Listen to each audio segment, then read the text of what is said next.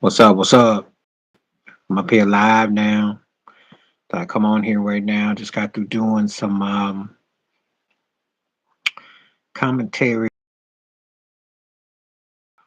Eric B. Enemy not getting that job. I did the video about Magic Johnson. It'll be coming out probably in the next few hours. It's circulating now. But anyway, I thought I'd come on, see what's happening, bring it live, see if everybody comes through. Certain things. I talked about that Lakers Celtic game last night too. That was funny. The two divas sat down and the Celtics actually went off and won that game. That was funny. No LeBron, no AD. They won the game. Now there was, of course, there's the free throw disparity, but they still won the game. That's the funny thing. Ain't that something? And they end up winning. You know, that is hilarious. How that all set it off with that. So yeah, yeah. I'm just cracking up off of that. I'm like, okay, that's what we got right here. Wow. It's and it's interesting too because I told you the Celtics are overrated. I mean, Tatum, what's up? What's up? How you doing, man? The Celtics are overrated. Tatum and Brown don't get the job done. And you know, Austin Reeves outscored him by himself by a point. I'm like, are you for real? You for real?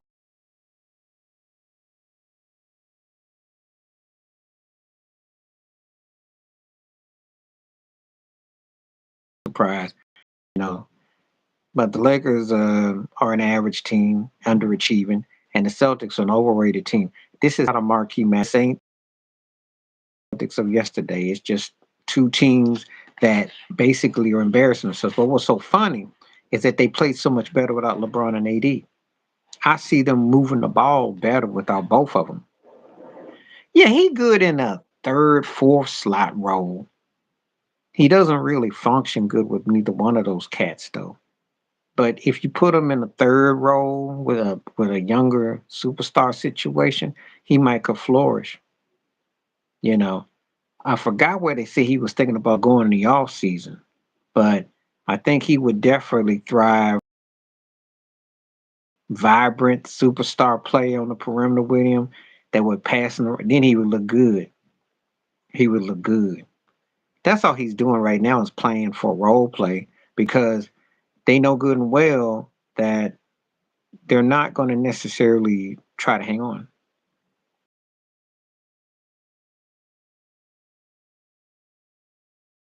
Something like that back in the day. And what's so funny about that is this: there guys who used to play a whole season. This 65 game rule is hilarious. I might do a video about it, but the thing about it is this, and when Joel Embiid is gone now, um, anyway, it should be, you know, there shouldn't be any rules about it. Um, you know, I mean, if a team is dominant, but see what'll happen is if someone doesn't play and they're hurt, then somebody will miss out. And then if they really have a hurt right now, my MVP right now would be out of Embiid and Jokic. That would be it pretty much. And SGA, but they got to win some more games. But SGA definitely belongs some love for OKC, you know. But let's not get it twisted. They should have been had some rules, and you know, they make it up as they go along. They've allowed cats to play half and hearted, so I can understand why they don't really go out on it. And I'm also one of those kind of people that says it matters to an extent, but it really don't matter about the awards. No way. I mean, we know who the eyeball tests don't lie. We know who the better players are anyway. So most of the times, though, when guys were great, you couldn't dispute award wins. No way. So, but the NBA is always like behind the 17 games. Well, technically,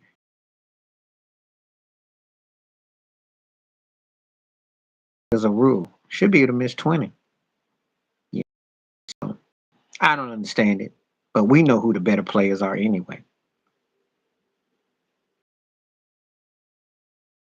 They got so many awards now that it's laughable. And if you do the playing tournament, yeah, that's a joke. That's been a joke. I ain't cared about no NBA. When Tracy McGrady did that ball, threw that ball off the backboard in that All Star game with Jordan, I think that was his.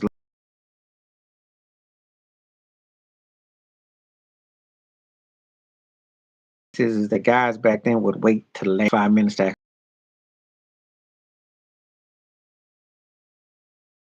Anthony Davis and like Will Chamberlain scoring all them points. It's just a joke. Better have been deleted because it's just a joke. Turn the league into a joke. So I don't have any sympathy. I don't like none of the All Star games and none of the pros. Embarrassing. The NFL is just touch football. That's I don't know what that mess is. Major League Baseball just basically throws underhand pitches to some guys. I mean, I'm not feeling none of it.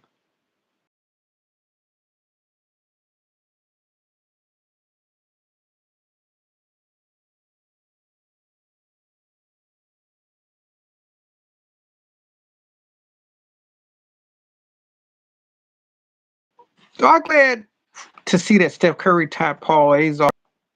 Warriors history is 10 because Steph definitely deserves to have that record and as a member of Golden State deserves to, from that perspective because he's had a great career part right. But as far as the game actually mean anything, it don't mean nothing. No one's gonna sit around and debate all-star games no more. There was a time you would,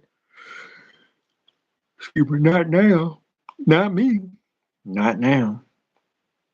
I did a video. I just got through doing that video. I talked about it. You should look out for it in the next 15 hours, next 10 hours, 5, 7, whenever it'll load. I talked about it because Eric Bieniemy should have gotten the job. And I had some people tripping on my thing, talking about, oh, Dan Quinn. I said, Dan Quinn sucked in Atlanta. I said, and how was his last game against the Packers as a defensive coordinator? How did it turn out?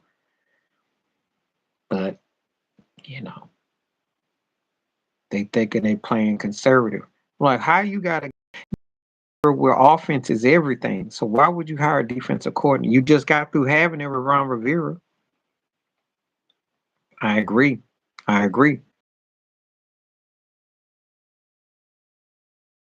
The enemy should get the Washington job, and Leftwich should get Dallas because he could do wonders with Leftwich could quarterback and be the quarterback and the head coach for the Giants right now. That's how. So please miss me with all that. Oh,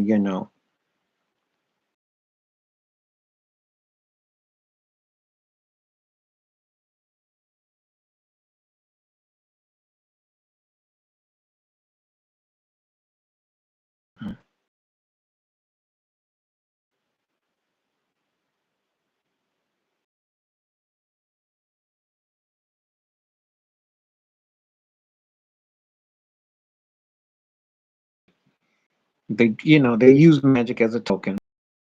He don't mind. He'll shuck and grin.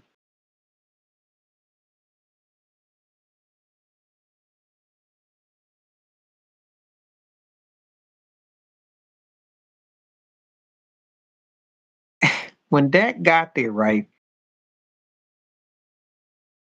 would come back and merge again. So why you think Romo got that job, that cushy job with CBS? Because that's the Jerry Jones he put in the bid for him. He got him hooked up. He hooked him up. He didn't. Now Dak turned out to be a super good Negro, but he didn't want no brother being no quarterback. And he sure as I think the Rooney Rule where he tried to say he called Dennis. What was that 20 years ago? They said they called Dennis Green on the phone. Talk about. Yep. Okay. Have a good day. That's basically what it was. you know. But they know how the good old boy system is. Everybody know.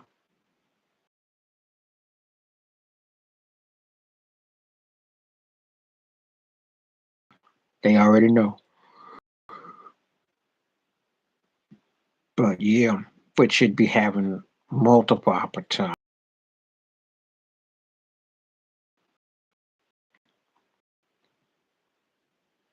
Well, Randall was old when they got him. You know, you have to. He was kind of Roy Taylor, but kind of not. You know, Tony Banks was kind of just hard headed. He had a couple of games with the Rams where he showed a little something, but fest. And a lot of it was because of the talent that Cunningham too late. See, now with Randall coming to Dallas was like what 10, 15 years past the pull date. And you put Randall Cunningham in Troy Aikman's position. Mm, with Mike, mm, you remember he got ran out of Philly, but Ryan snatched him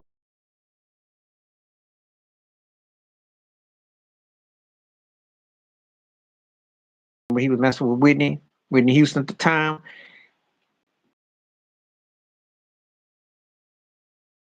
But they weren't quite ready. Then he went to Minnesota, had the MVP year, turned his life around, found the Lord, etc. But imagine real talent. Yeah, see, so this was a never was. He was a never was. Had a decent arm, had a couple games with the Rams, I remember, but man, and Quincy Carter's not up. So the track record of Dallas and Black Quarter. So yeah, Dak compared to those guys, not Randall Cunningham at his best. Because at his best against Randall Cunningham, he ain't seeing no Randall Cunningham. He ain't seeing Randall. Never had that kind. If he had that kind of mojo that Randall Cunningham had, believe me, wouldn't be snarling at him. Randall was bad in Philly, and it wasn't his fault that old boy shanked that ball from Minnesota because they had that year in '98. So, hmm so that's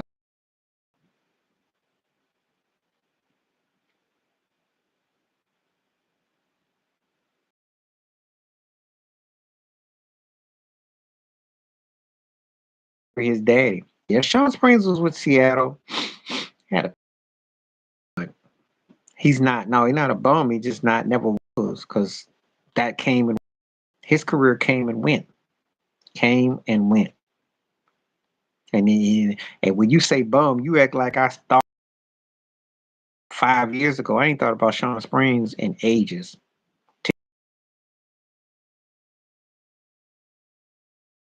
Recovery or something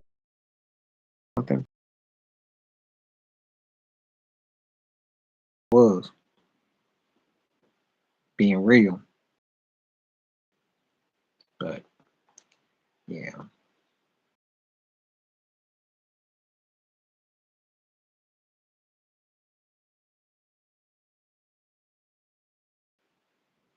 Tim Brown was good, very good. Thought a lot of him as a player. A lot of him.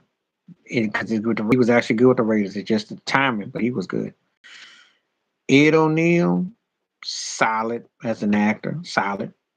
You pull off TV, you pull off what he did, he's solid what he did. Is a sellout.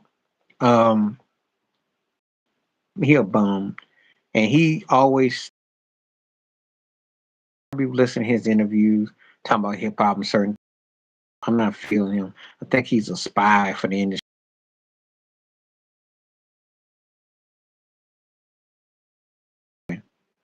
He'd love to always be all in stuff. Typical New York narcissistic brother who kind of got a little back. He's got a beat, and then he ends up shuffling. No, no, he overrated, and I don't like how most of the direction goes takes. So I ain't feeling Ed Lover. Mm-mm.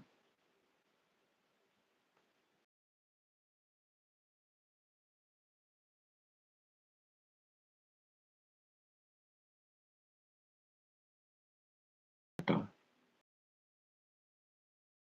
Uncle Luke. You mean Uncle Luke? Okay. We did Billy Bob Thornton. Billy Bob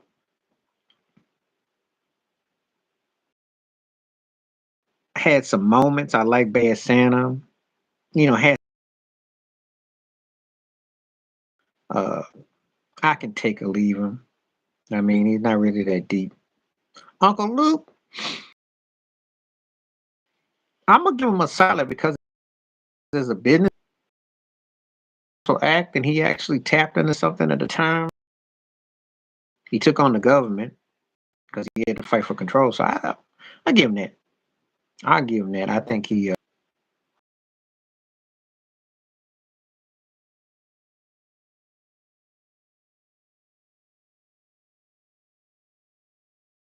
with me.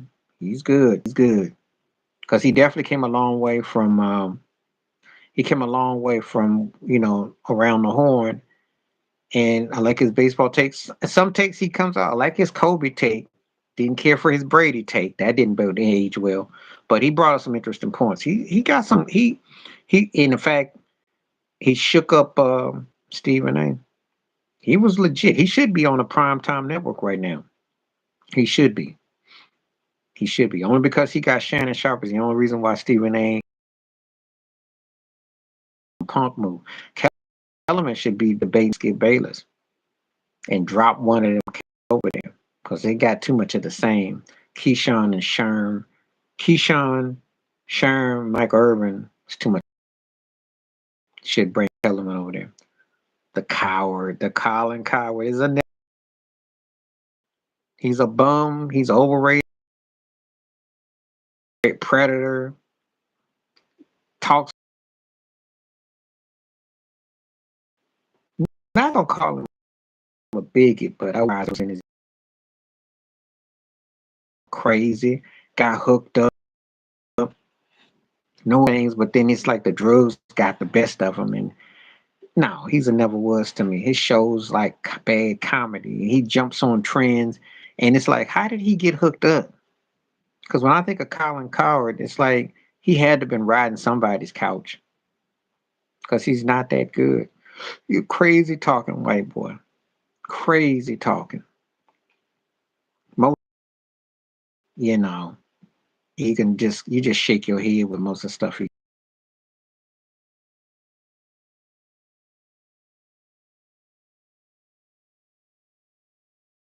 Mm-mm. I don't care for him at all. I think he.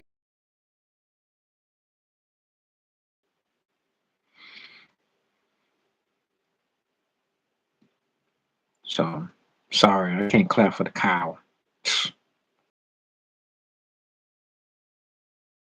Coward, because that stuff that he be saying. Yeah, he hope he get drug tested because I can't believe the half that stuff he be saying. Jay Williams, for the most part, he has some interesting takes. I wasn't the biggest fan of him as a college basketball player. His NBA career was alright, but he talking solid. Vitale is a bum. It's the same. Dickie V, Dickie V, Dickie V. Tired of that turkey, you know.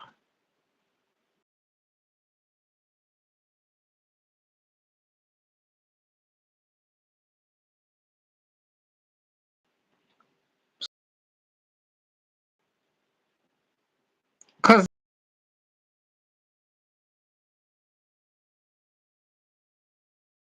manipulate the game. I'm trying to think of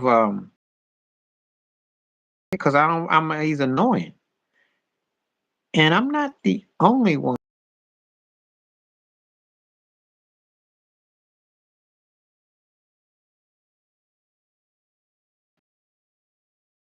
I think he alluded to him or something, and I hadn't really even paid it mind until of all this time that he just got this Dickie V thing, and he wasn't that memorable as a coach. His track record wasn't that memorable. So I'm like, how did he get to be this Dickie V, this dude that had all this love? You see, because I can't think of the cat. He's Al McGuire was a better articulate of college basketball than Dick Vitale. You know, so yeah, he's annoying. Dickie V.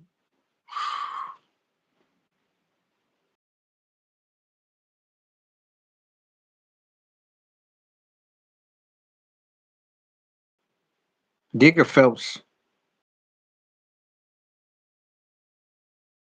Jay Billis, superstar. I like Jay. Jay, as watered down as college basketball is now, I will listen to what Jay Billis got to say. Jay Billis be bringing it. He be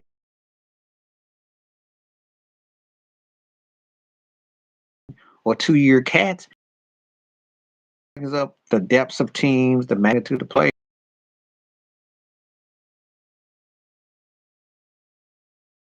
Jay Billis is great. I like that. I don't even be caring about most of the college players and stuff like that today, unless someone really catches my eye. But Jay Billis, he on one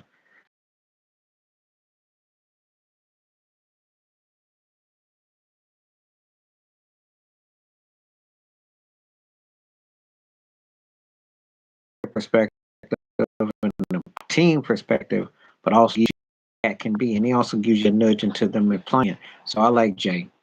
I like Jay. And Digger's behind, so I'll give you that. Those are good takes.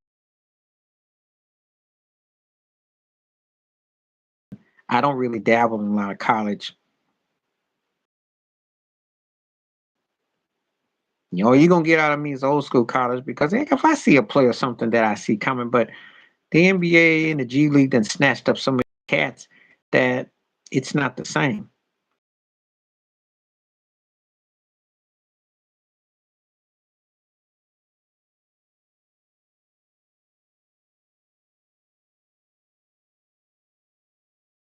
It's not the same. Today is already getting ready for his second row. Beyond Borg was one of my favorites. I used to love Borg. So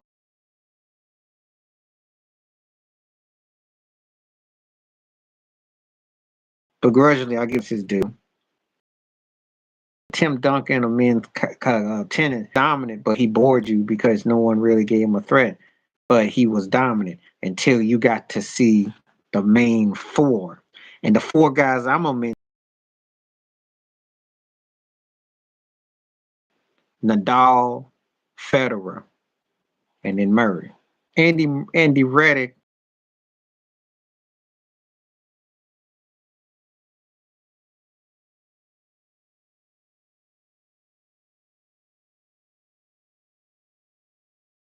bit of a run. I like Noah too. I like James Blake was cool. He was a never was. He was never. He just hit the ball hard. Yeah, most of my favorite male tennis been in the big ones. When you talk about Federer, was probably my goat. That cat's bad. Djokovic, that's a little.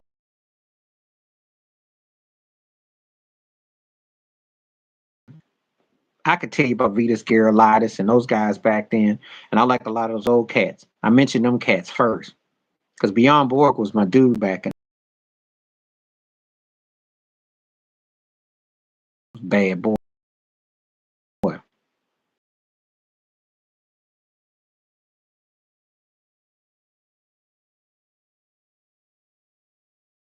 Andy Murray was really good, but most of the American cats suck.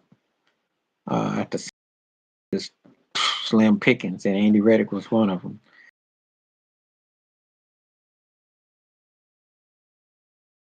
But he can't shoot. He can't really play the game. He's just a body who they've manipulated because he's athletic, but his game is not And that's not to his game. So that's kind of how I looked at Andy Roddick.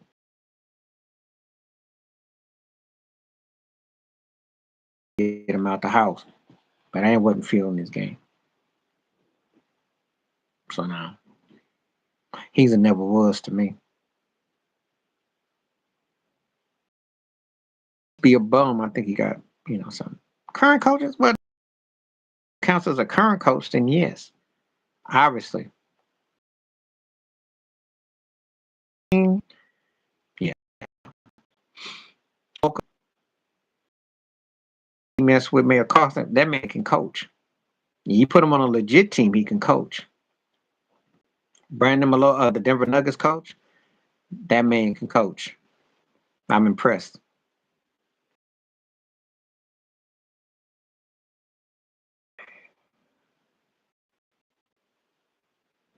I know you're gonna, because he got Embiid playing better than he ever played.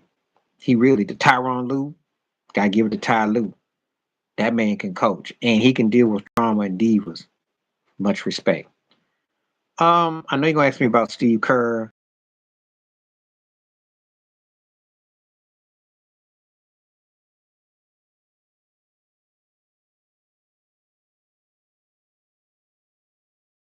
Out, got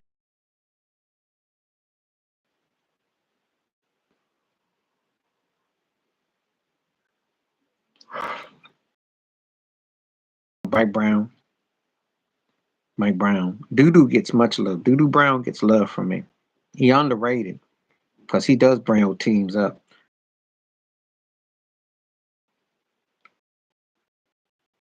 I mean, there's a lot of work. Doing great in Indiana. That's one of the best surprise stories.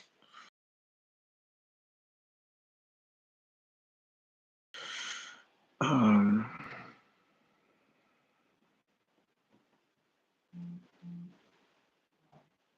um,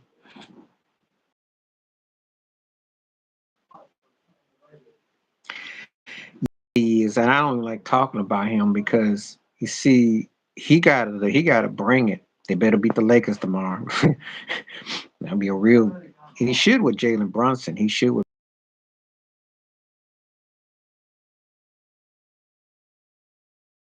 OG's been real good for them. I like to think they're doing good in spite of him. That's what I say about them. Because I'm just not that. He is.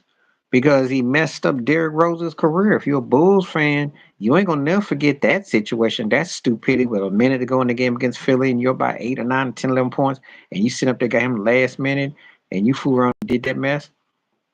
And you saw what happened in Minnesota. Couldn't handle with Jimmy Butler. This captain had 3 or 4 go rounds.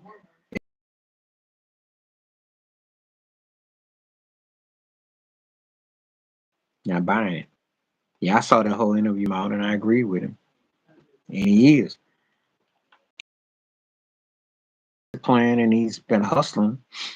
And he better do it in New York. But they keep giving him a job though.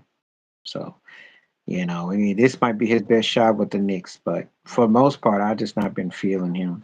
Not been feeling him though, so not not really, you know. So so so so it's just one of them things where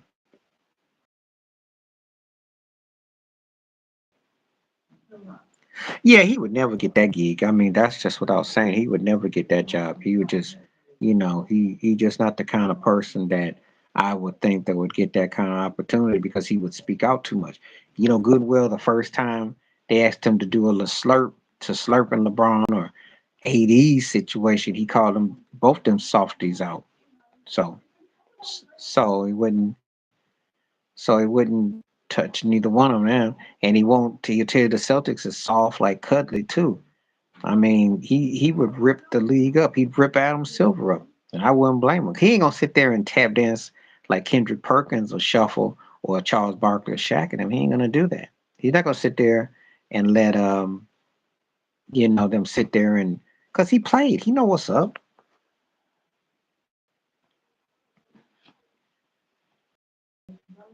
he would work on inside the NBA, but the only problem is that Shaq and Charles and them like to kind of like cutbacks with Ernie. He wouldn't work on any form. I mean, when they had KBA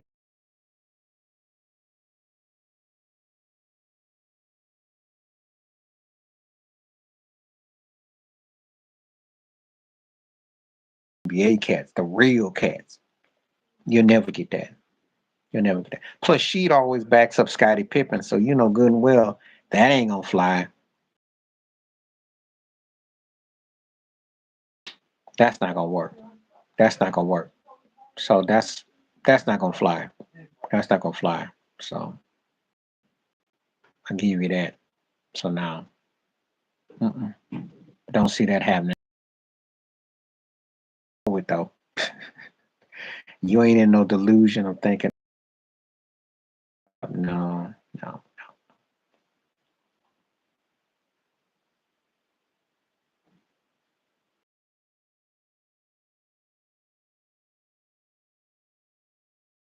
Larry Bird could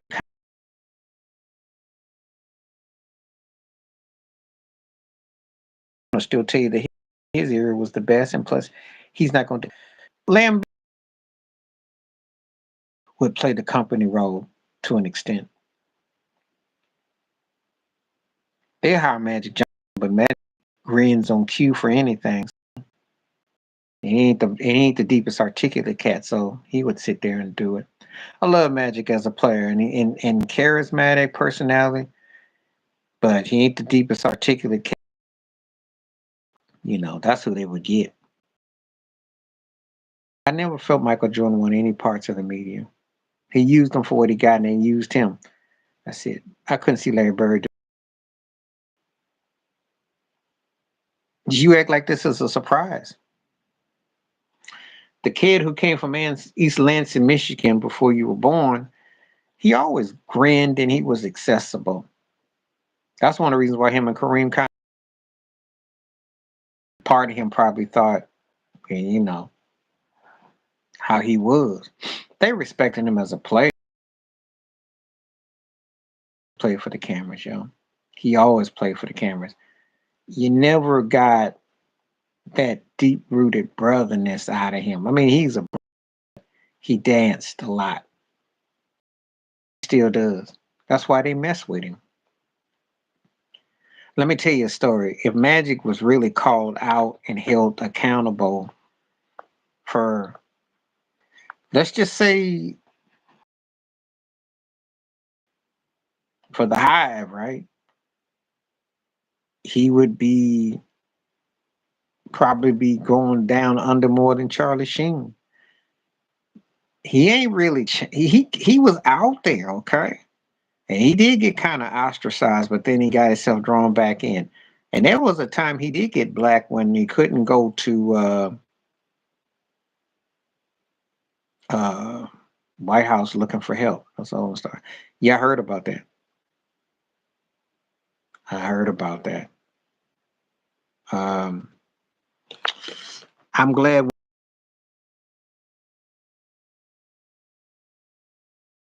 sure of the racists of the NFL. And as a matter of fact, I'm gonna use that. I'm gonna use that for a story. It has to happen. It has to happen. Yeah, they don't want to be told that because I'm sure his father told him about what Warren Moon, what those guys went through. I got a feeling Mahomes is a student of the game. So you asking me how I feel about that? I won't argue. I mean, he's going to his fourth Super Bowl, 6 AFC Championship games in a row, wins on the road, wins at home, got 2 league MVPs, got 2 Super Bowls there.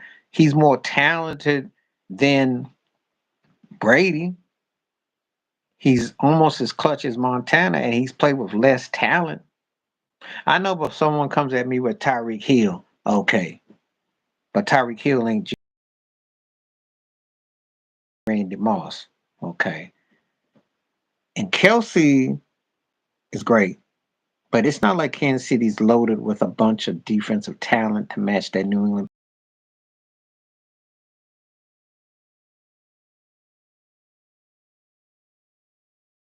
You know. Now, if Randy Reed wins with Bill Walsh and Belichick, but guys had they Mahomes is a different level of a quarterback. I mean, that's just a whole nother level of quarterbacking because you're talking about a guy who's got a motor, got skills, and can deal. Got wheels, skills, and can deal. That's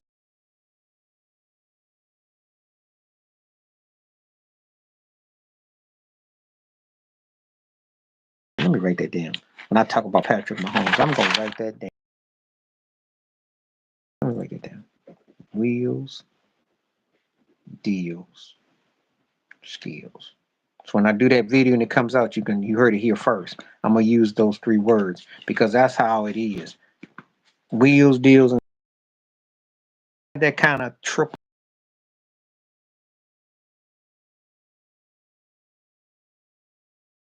graph moving, a choreograph moving, yes, and skills, yes. Mahomes gives you the whole enchilada. Oh yeah, well if you're a black quarterback and you get white love, you obviously got.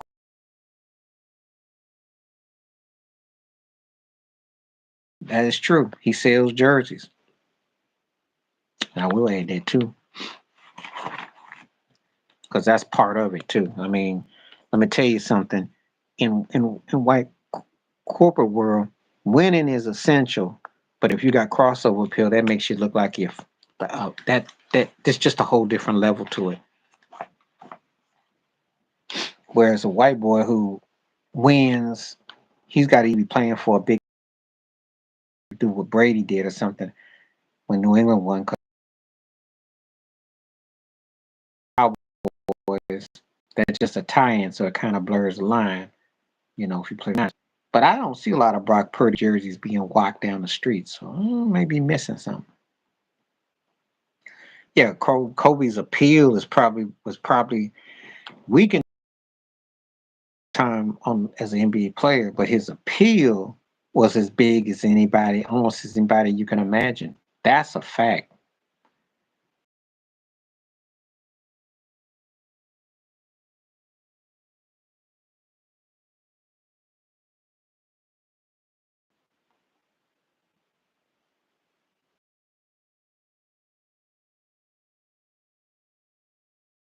There's truth to that.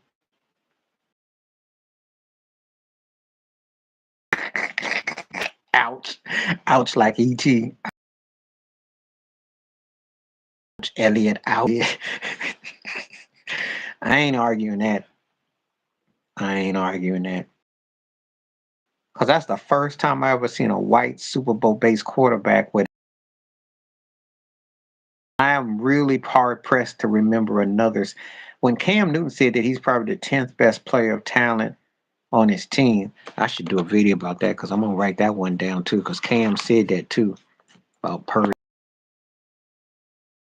Cam Purdy, 10th best on team. That was funny.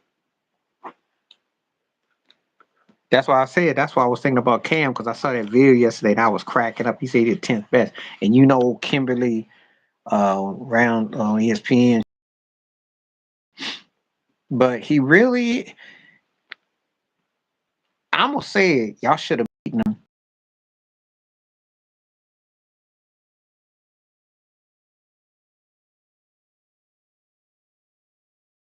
On that. How did you blow a 24-7 lead? What the heck were you doing? You ain't lying. He stunk it up against both them games. He stunk it up against Detroit. And I don't know how you blow that game. I don't know. Yeah, Cam knows a thing or two. Okay. Cam knows. Along with Cam. But remember something. Cam had already been a league MVP. Season rocket to the Super Bowl. Big difference. And Purdy did not look that good during the season without. Went to Cleveland. I do too. I just think he needs a couple years where it really takes off. In a couple years, he might be owning that NFC. That's what I'm gonna say. Give him a couple. Because he just finding his footing this year. You gotta remember something. He had to come behind Aaron Rodgers. He had to learn. They got postseason. Aside from that Frisco the way it ended, he looked very poised. He was on his way. So hey, you come correct, tighten, get a few pieces here and there. He could be running things the next 2 years. And that division is going to be legit. And Detroit should be there. But Detroit should have beaten Frisco. I mean, I has no excuse. I saw the O.J. Simpson video on X because he said he went to that game back in '57 when Detroit came all the way back. That was embarrassing, though. Yeah, you ain't lying though, but it cracked me up though. It's true though. I have never seen a San Francisco quarterback where they said they had to rely on the running game to cover their behind. Montana, didn't have with Steve Young. I don't even think it was Gerback. Gerback had more juice, got more juice. And then you go to Cap, and even go Ruffalo, even though Debo was big, it was still down. Jimmy G just missed that pass. That's all. So that was hilarious.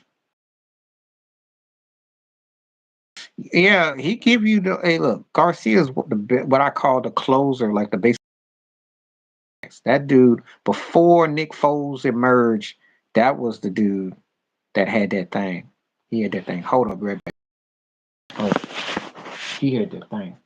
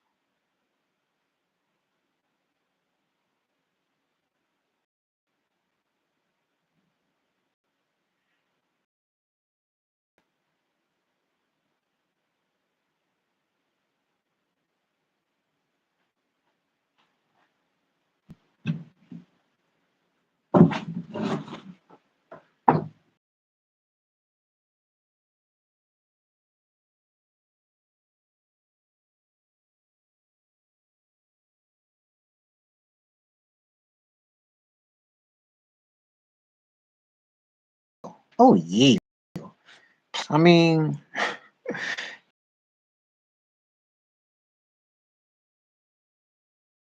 Matt Deep. I mean, yeah.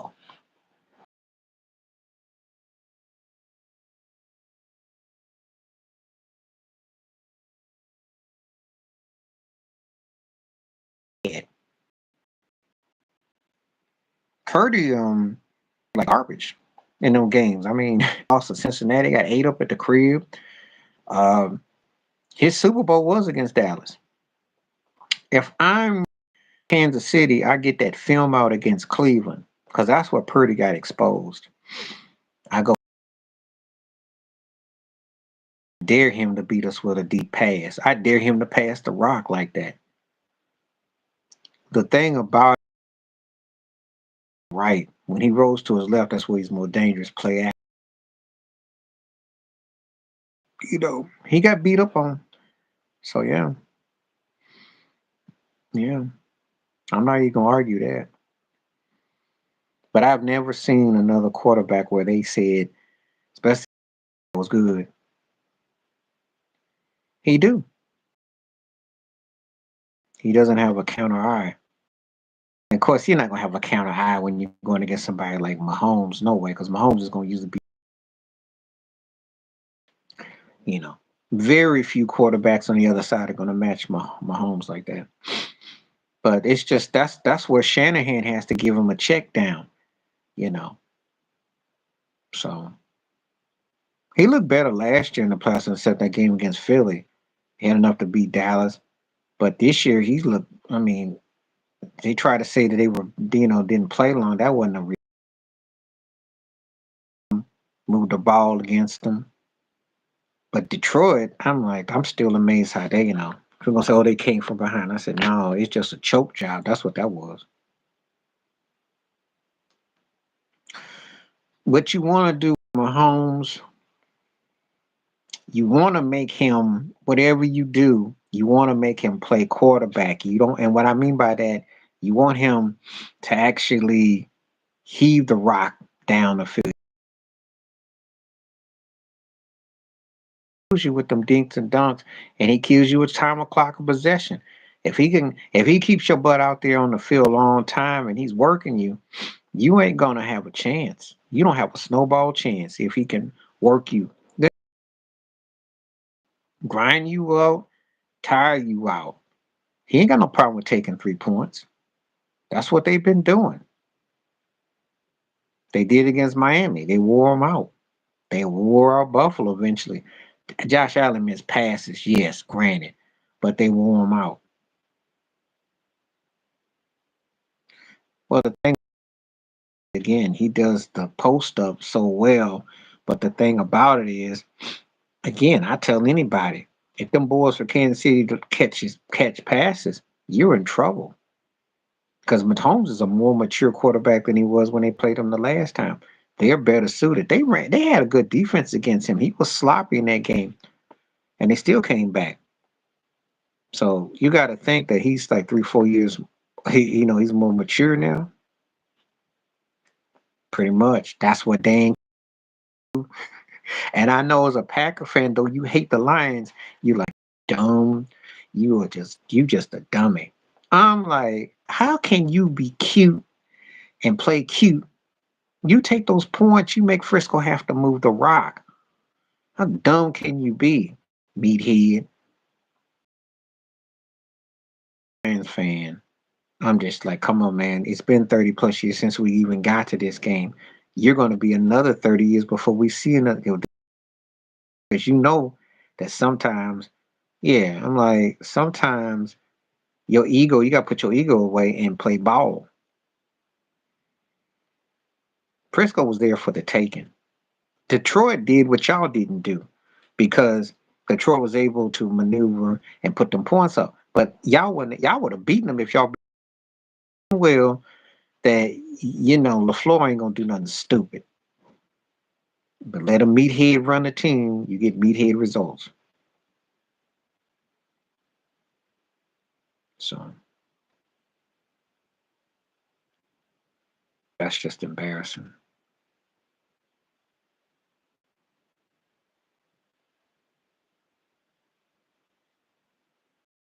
Just embarrassing. And I wasn't one of the few people that says, no, I'm not impressed by Frisco. They do. They do. They don't even need a top tier. They just need a good one. Get a good one. Catch the ball, get them routes out. You know, Quiet is kept. ODB would be a good fit there, but not a good fit with Jared Goff. Quiet is kept. hmm ODB style in Detroit.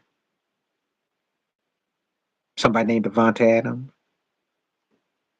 I know you're gonna let me say that, but if I'm Detroit, I sure as heck would consider making a move like that. They missed out on having a playmaker to Jared Goff because Jared Goff is kind of janky, so he can be kind of shaky. Then you know that's what they're missing because they really are a legit team. They're really good enough to be,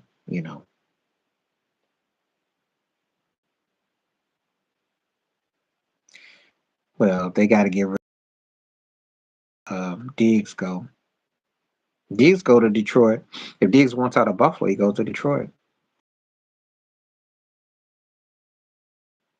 That's all they need. You better hope they don't. If you're a Packer fan, you better hope they're not listening to this live stream. Cause I'm gonna help you out your enemy. You gave me the idea, but that's what they're missing. Though you know, to the Megatron can still halfway play. That's all they need is somebody to catch the rock, get them 5, 10 yard chunk plays, and then hit some playmaker. Cause that's what they're missing. They just run so they just missing somebody like that because they don't have it and it shows. You know, so I don't think the Bills would do that for Adams though. I'd be very surprised though. I'd be very surprised. They tend not to use common sense a lot. So just saying. I can say that as a Bills fan.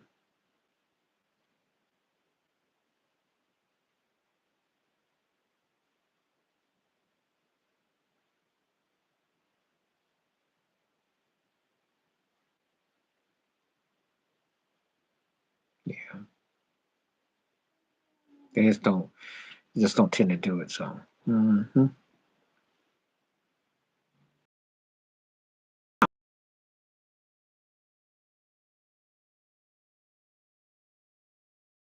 I think when Flores was his coach, he was headed to being a bum. He didn't get utilized right. And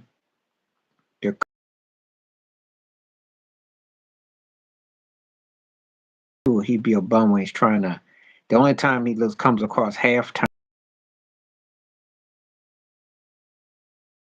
strength, and he takes some unnecessary hits.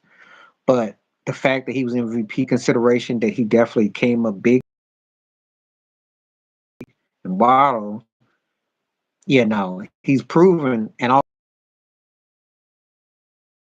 he's been, but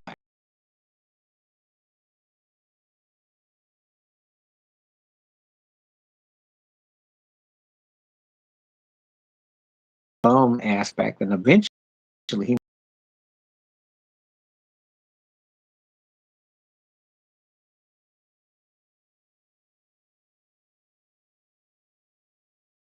he falls into that prey. Dez Bryant is never was legit. Never got another call back. Some of it was on him. Some of that's the kind of unfortunately with that catch in Green Bay, and he just kind of fell out of flavor. Uh, Darren Waller, solid. Gilmore, solid for his time. He came up big, okay, let me ask this: how did he turn on Baltimore? And is he the best number 88 you've ever seen wear the Dallas Cowboys jersey? Am I tripping? Is he as good as Michael Irvin? Is he as good as Drew Pearson? Because if you ask me, he's third. He didn't outdo neither one of those. He had Tony Romo, who had more opportunity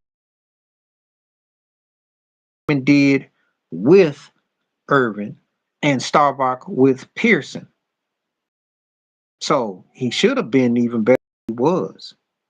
Because it wasn't like they were star-studded at running back.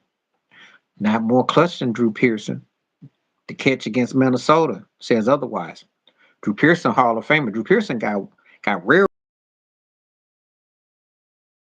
Was a great receiver, and he was a better receiver than Bush Johnson, who was the side and Golden Richards too. So Dez to me did not live up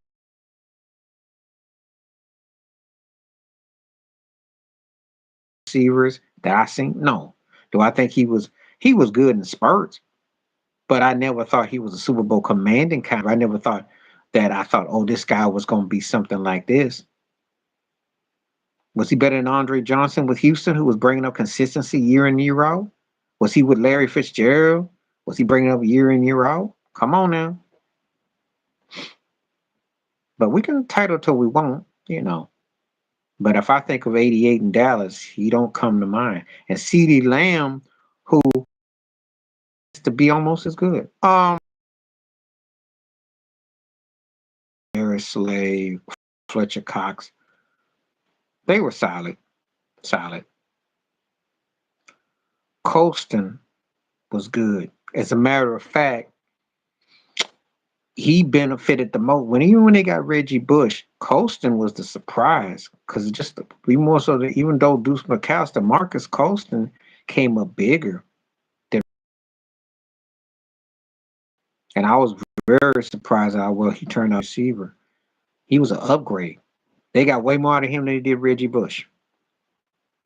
That was a surprise. I'm glad you mentioned Marcus because a lot of people don't give Marcus Colston they got when they had Reggie Bush. They were star-studded. They had a well. That's another reason why Sean Payton is overrated and Drew Brees is too. He's a never was. At least to be a bum, you have to actually show me something. He had the best opportunity coming to New Orleans.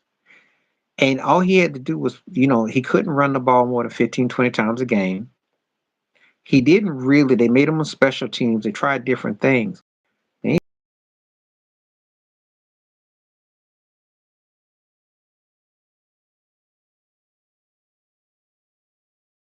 You more so than Marcus Allen and Charles White. He was going to be like the modern day OJ. He was going to be something. He was a never was. They had him do everything to cover his shortcomings. He into that kind of NFL player. Yeah, he got a ring, but no one talks about his NFL career being that memorable. I think I got more of a memory of him in Miami when he fell on that turf.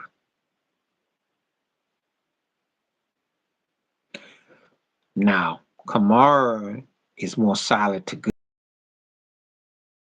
It's not even close. I mean, Kamara can get you upset because he could be better, but that's some of the quarterbacking they had. Reggie Bush was as good as Alvin Kamara. Reggie Bush might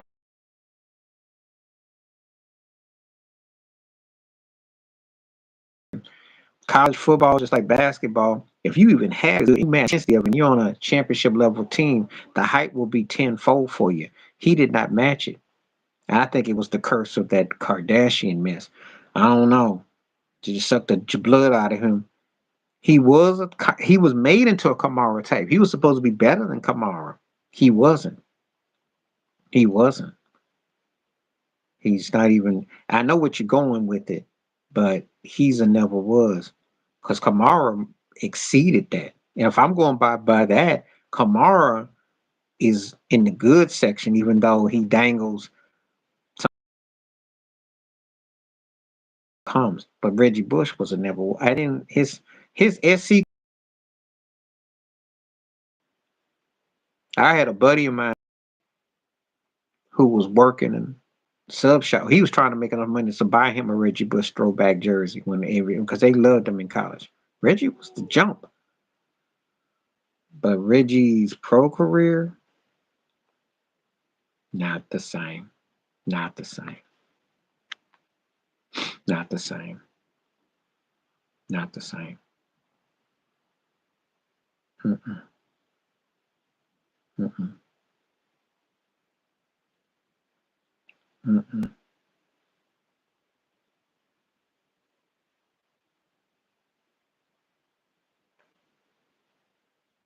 I'm gonna say bum because I thought that him and with the Bears should have been better than he was. I mean, he had some moments, but I don't think he got it all out of him. I think he kind of underachieved. He had some moments, but I don't think he got it all out of him. I think he could have been better. So I say in the bum column because he was big for a moment, but then he just so.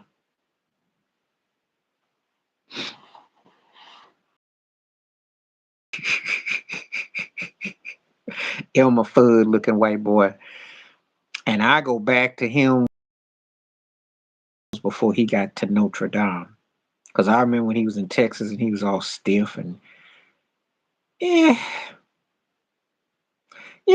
One of them coaches I could say solid. He didn't move me much in Rice, but in Notre Dame, better than average. But I thought he was corny though, you know. But I hadn't thought about that turkey in so long. What cracked me up is when he got moved to, they put a lot more notoriety on him, and but I didn't really think of him as special like that though, because I remember what he started off as. I saw a lot of those guys. And when I lived in Texas, I remember Jackie Sherrill and Lou Holtz and some of those guys, and they were, but again, he wasn't a winning coach. Then he got to Notre Dame, and that's where his, again, getting opportunity. So that's all it ever comes down to. That's all it ever comes down to. You know, some guys, again, you're only as good as what you got first opportunities.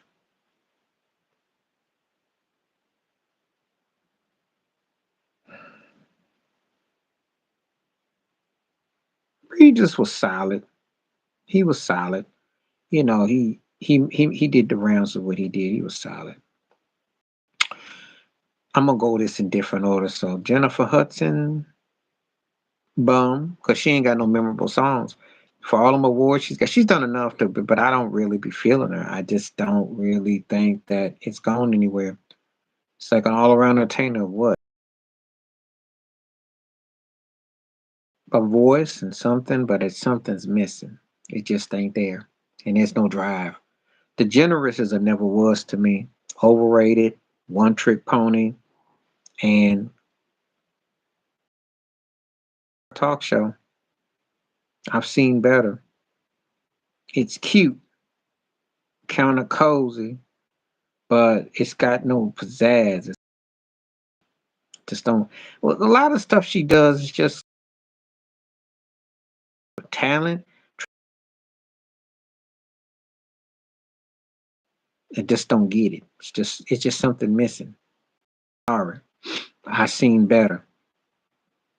I've seen better, and the was to me overrated.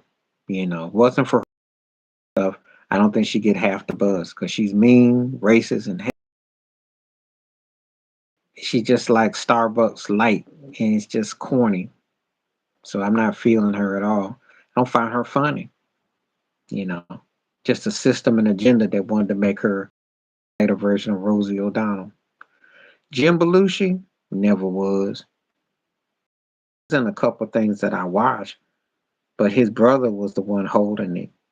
You know how they say in the family, everybody can't be Michael. You know, you got Latoya and Tito, because he just ain't. He never was a. I know I saw him in Trading Places, and he was an extra, and he had that Principal movie with Michael Wright, which I was Louis Gossett back in the day. But he was always third tier white dudes who got hooked last name. No depth there. No depth. You know. He might be a cool dude. He might actually be a decent person. Wise? No. No. So out of that bunch, only Regis, because Regis was legit. Regis could actually hold a camera and a personality. Jennifer Hudson is the more accomplished, but the four that you mentioned, though, last name, but he ain't his brother. Ellen benefited from an agenda crossover at the right time, but she's just not. It doesn't translate to nothing. Janet Jackson's a made woman. She's one of the few female artists that you could sit there and identify with. She did the whole thing. She done the whole nine. Now her talent level is debatable with all that, but uh the accomplishments speak for themselves. She done the whole thing. You can't even argue about that career. You know, she went from being Michael's little sister to she had big time albums, and to this day, I still take her catalog over Beyonce. It's not even close. Kim Fields,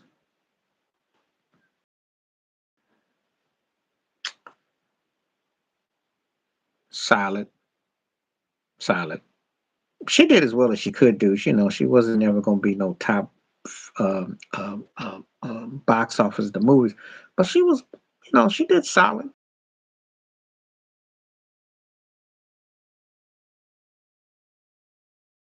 against that. Facts of Life and Living Single. I like him. I like him. Davidson, underrated. Solid because he always keeps a job. He definitely Oscar. He was the one cat who should have pulled that off. It's like, oh, it's the candy man. That's what I'm here to see you now. I think I'm gonna. I think Tommy could have pulled that off. I think he could have pulled it off. I think he could. Stephanie Mills. Um, Her voice was strong. It's a few female artists I take as far as when we talk about great, but she was good. Had strong songs, strong live performer, could do live performances. I think what hurt her is just not having that appeal where she got to do the wheels or doing some stuff, and that worked against her. And I know it's kind of left a mark, and that is unfair, but that's kind of because she didn't get that statement. Songs I like, and I listen to her, and she's funky, soul sister. Didn't get her due. Didn't get her and racial. Streisand is a made woman. You know, the music career, the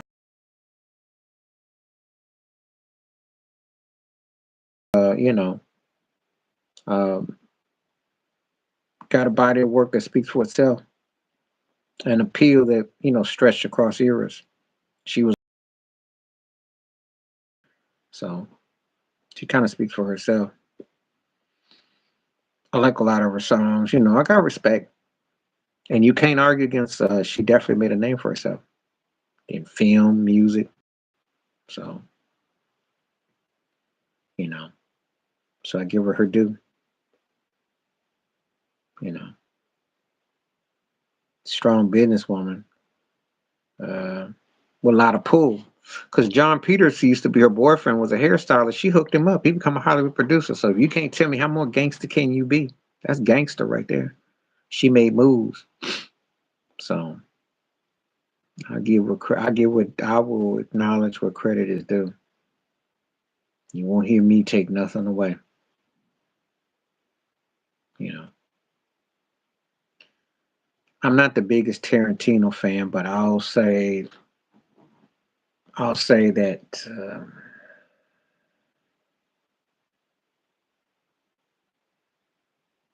I'll say good. I'll say good. Um, because he gets to kind of do the kind of films he wants. You know, they're quirky because they're not quite. I mean, if I'm being real with you about Tarantino, um,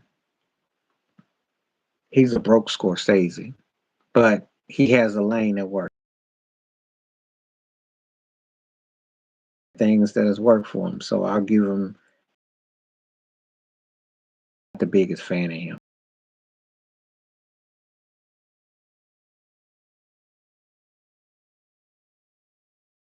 70s black films or mafia movies or certain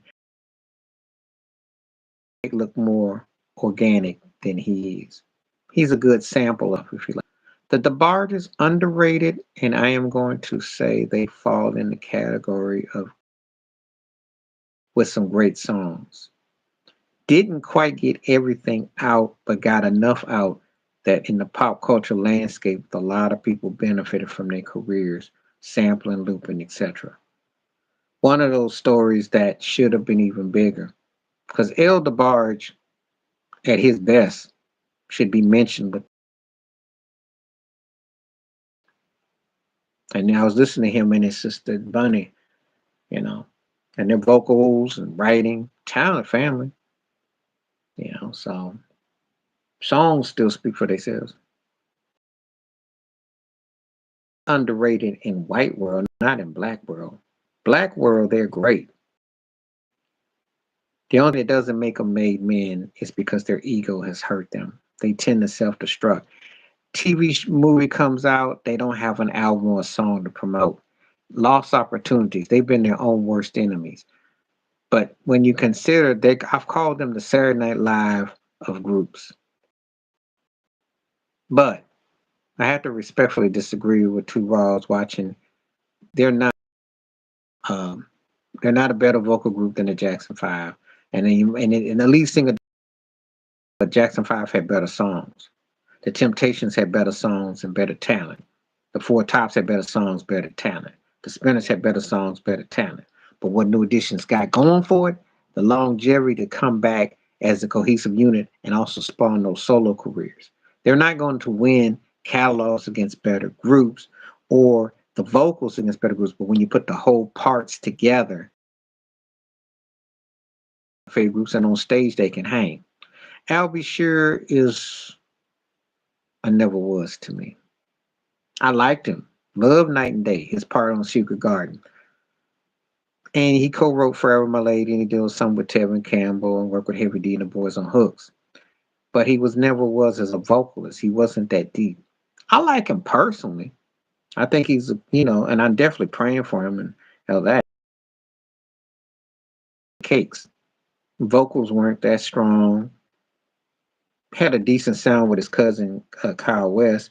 I like some of the stuff they did. And he did the stuff with Teddy Riley. Did some hook stuff I like. But no, no. He falls more on the overrated. Like a couple things, but no. Listen, back in '88, I liked his album in Effect Mode. The run not that memorable. He had a couple okay songs I liked, but I didn't really pay his singing and his career much attention. Secret Garden was his last hoorah. I did like song he did with Donna Ross on his second album, and I did like Right Now, the song off his third album, but he was just not much deep as a vocalist. And his charisma kind of faded. He had faded. He was one of the most happening guys though in '88 though. I remember when he was big. I remember. But that's a lifetime ago and he didn't have the kind of body of work that would merit that. So I gotta put him in the never was. But they both more folklorists with black folk, like they both were bigger in black life, obviously. New Edition, we hold them in high regard. Look, Harris One. Harris One is one of the greats. Um, he was Black history in terms of like the lyrical content. You must learn or Sound of the Police. Um, is different. I mean, you can't even compare. I mean, what goes for hip hop now is like selling uh, pop and selling stuff online. It's merch. What he was doing was dropping knowledge about your self worth. Now they got it out where they got acts selling about how much you can spend for them on OnlyFans. That's the difference between a KRS One and what you got now. Big difference. It's just not fair to compare. Oh yeah, I love Roots. Roots is my favorite TV one ever. Queen was moving. Roots one and two. The gifts, all it, everything with Roots.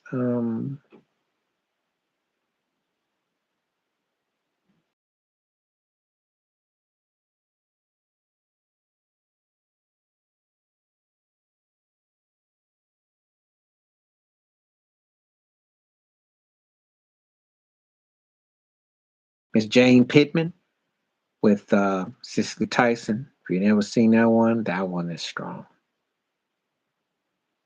I'd recommend that.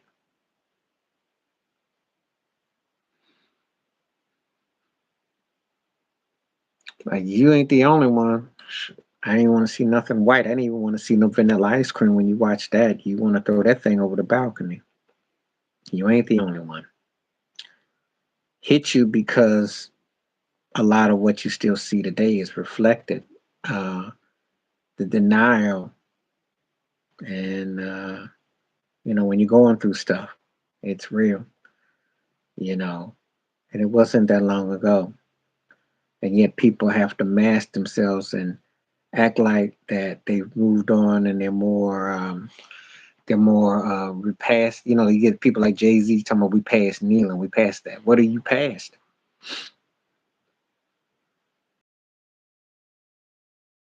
No, aka Nikki Haley. She's trying to say America isn't racist, and she said she's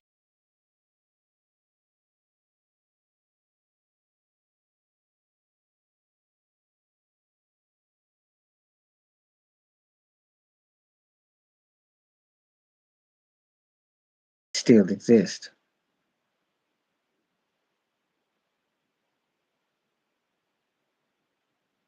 Yeah, it never does end well. It never does. It's playing out in real time because you see what's happening with Nikki Haley and Vivi. I'm talking about non-black folks that's bucking, and that ain't working. Because Trump called her Neandra, called her by her government name from India. But see, she sold out and got white face. They ain't giving her no love. They ain't giving her no love. Klan do not respect that. They don't. So,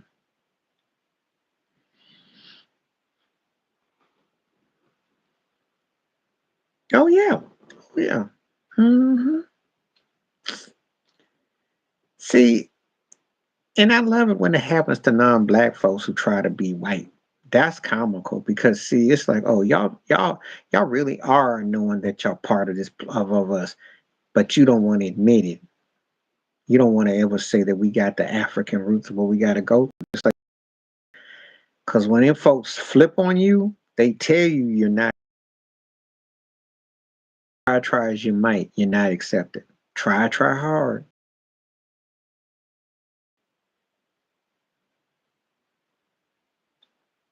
So I laugh at when I hear that stuff though. Hard. It's like you really are trying hard to appeal. We're gonna be accepted. Never. Never. Never.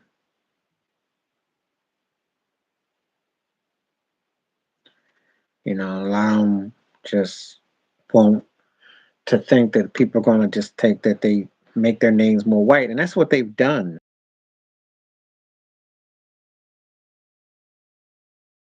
Name and Frank Sinatra's real name. Yup. What's up, man? What's up? She sure won't. And Ryder won't. She won't. Because it's not American enough. Because if they actually say her name, they will never vote for her. So that's what you're dealing with. Good to see you on here, man. What's on? Real, that's what they do. It's the oldest thing in the book. Whiten your name, get accessible, get your crossover. Hope people really, as long as you play the game, that. hmm It's been going on forever and a day with that, you know. And it's a game. Play this game until you get called out on it, and when you get called out on it, okay. But she wasn't gonna win no way, and she's gonna be his vice president. Yep, yep. True, true. hmm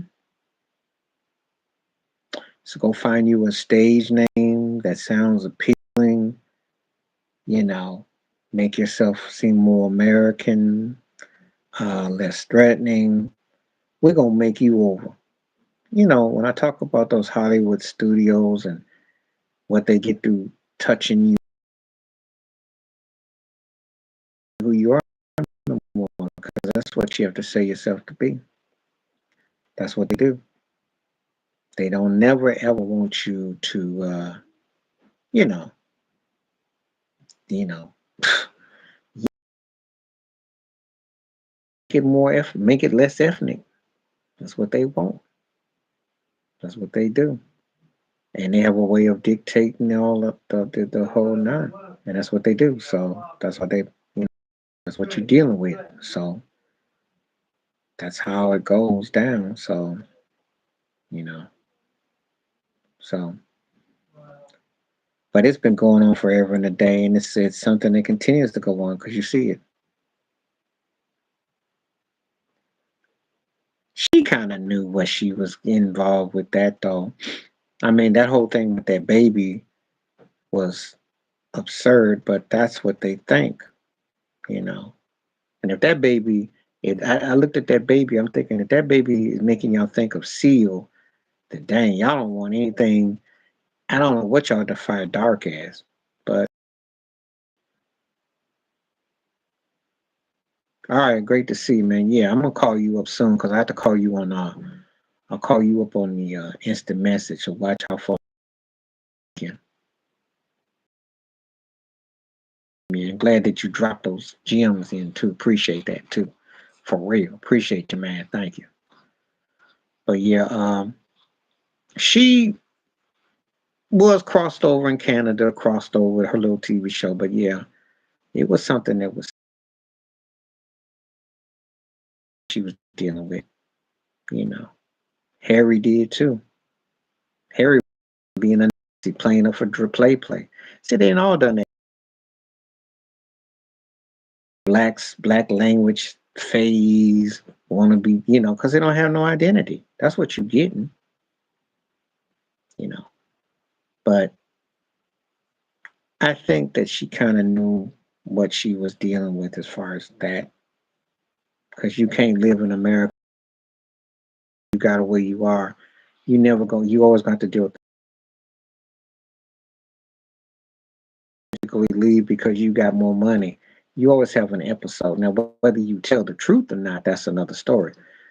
But you see what goes on the ESPN plantation with Malika and with Sage and them. They tell you the same thing. They know. They just don't want to deal with it because it's not what the master wants to hear. So if I can pay you to put down,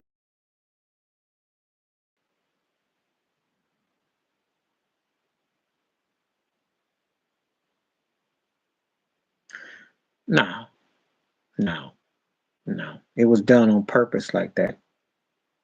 See, and it's no different in England than it is in America with that because again, the difference is that because they act like they take everybody in. But it is known for what it is though. It is known for what it is though. And that was done on purpose. It was done on purpose, you know.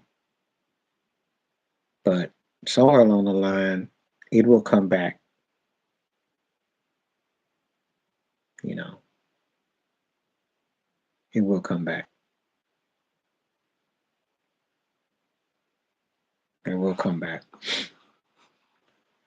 They know what's up. Just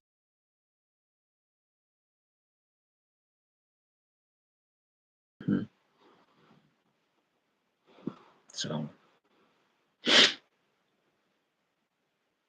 I don't really talk much about that so-called royal family mess because they ran Diane off the road.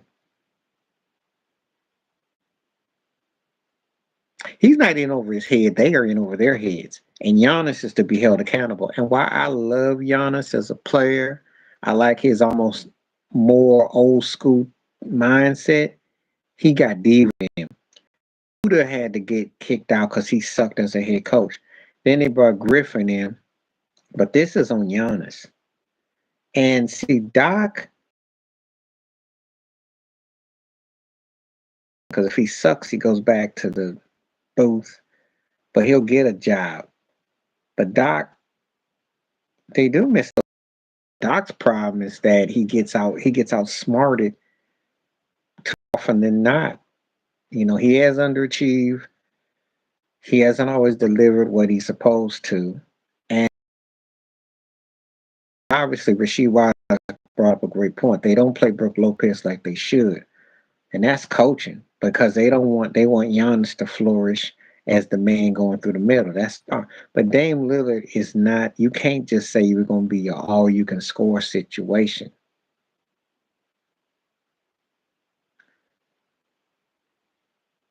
Well, because he has to know that as bad as Tyler Hero and Duncan Robinson can be at times, those parts are still better than the best of Dame at any time. Because Dame is not a game changer. Now they've already been doing I say that he's done a second, third tierish take on Golden State splash with the guys they've had, but end up happening in the finals. It was just too late in the cakes against Denver. And against the Lakers, they were missing another guy that could complement against LeBron and AD, but they got far with it. But if you bring someone like Dame in, you set the Heat back 10, 20 years because Bam and Jimmy Butler and them, that's not going to win. And you do have to lay your head on defense. And you can't have a guy who's just out there styling, profiling, and not doing other things.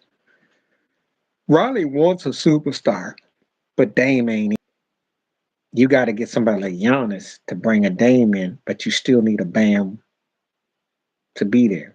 So now, if Riley could have pulled them two white boys for like De'Aaron Fox or something, I say make that move. Anthony Edwards, I say make that move.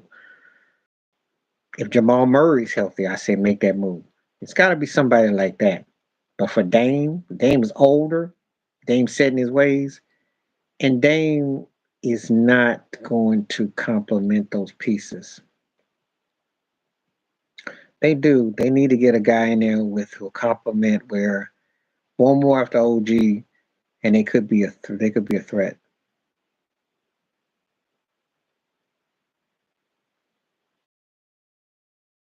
But so you get a good piece that can complement. There you go. So they're better. They're looking good right now, and they could sneak somebody. You never know because of what happens with Embiid's health, Milwaukee's defense, Boston's in unevenness. Somebody could sneak it. I'm not sold on them teams like that. That's why Miami keeps getting to the finals. That's why Miami in the regular season they just catch fire in the postseason. They've showed you that because Boston's been overrated. I know he did. I just got through doing a video. It should be coming up soon, and I cracked up off it. I called him and AD two divas. The problem is LeBron is too old, and it ain't no draw with that. And AD's too soft in the head to be LA. They'd be better off partnering with both of them, getting some guards or some players, and then building off of that.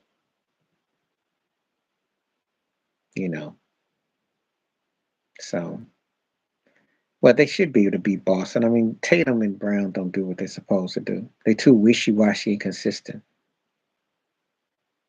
So they play better without both them divas against certain teams. They do. He's not a bum. He's not a bum. Um, in my world, in my stratosphere, he'll fall into the great but overrated.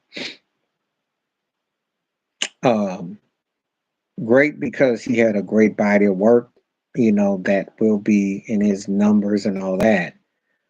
Overrated because all that help and everything he's got, he should have been in even more finals, should have about 4 or 5 more rings for all the hype he's got. So somebody would call him a bum because they probably feel that they could have got more out of him. But not in LA, not the LA version of him. The Cleveland Miami version, yes. The early Cleveland version, perhaps. But the LA version player, he can't utilize all the components and he doesn't have the right piece. Anthony Davis. So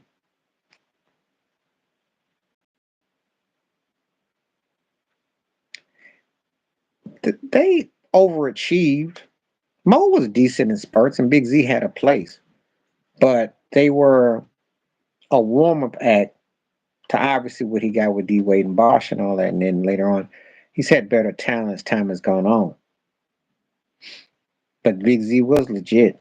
He was, they were scrappy players, and they had some moments, you know. I understand where your frustration where he's concerned. I'm not going to even argue with that. No argument for that. No argument.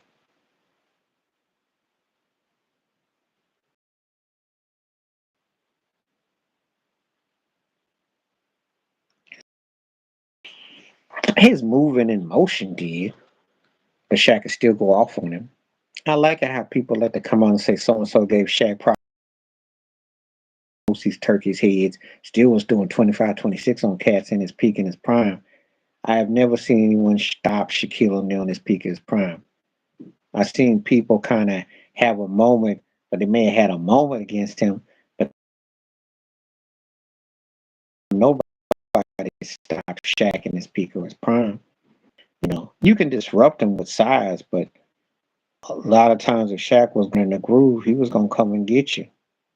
You know, Z was decent.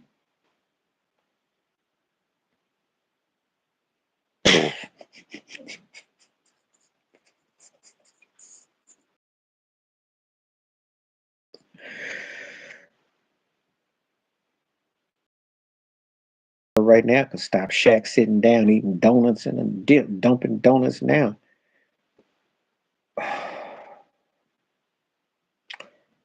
Just because Minnesota had to trade half the farm to get him does not mean he was worth it. I'm here to tell you that's one of the most clownish lobster.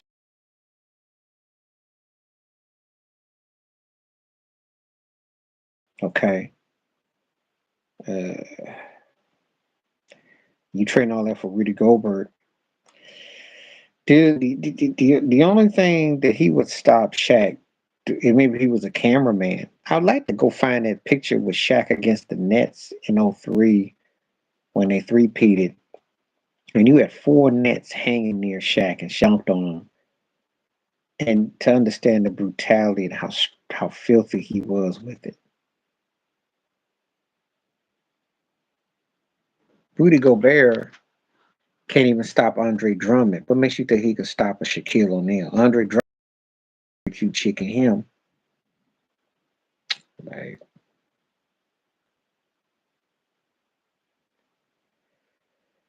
it would be a good offensive battle. The thing is this: Durant, when he wants to be put in the conversation, you know, one of the reasons why we loved and hold Larry Bird, his scoring numbers won't be as much as Durant's and some others because he is career ended, but he did so much in the run. He was so lethal. He made you feel like, uh oh. And Durant does that too when he was with Golden State. I tell anybody he should have never left Golden State. The same thing that people used against him, legacy in his rings, is the same place that he would have built even more. Because the more he played with Steph Curry, the more he won there. You'd have to either say, well, wow, he enhanced this team because they probably don't win as dominant without him. And that's how special he was. So actually, it worked in his favor. But going to Brooklyn and now Phoenix, he doesn't have the same luster. And he's older and he's been hurt, prone, body gives out sometime. So um, the battle would only be equal importance if they were in a mutual site. And also, um, if you're asking me where I take out of Durant and Bird, I'm taking Bird in a country mile because he could beat you in so many ways. Durant's a pure scorer, but he's not the kind of guy that could take you over like Bird can. Bird would abuse him. And it's not even close. Gary or CP3? I'm taking Gary in a blowout. That's not even for discussion for me. I'm not no CP3 fan. He's got some handles and stuff, but his postseason is a joke. And he hasn't been able. Health has been given up for years, but he's been on the wash list.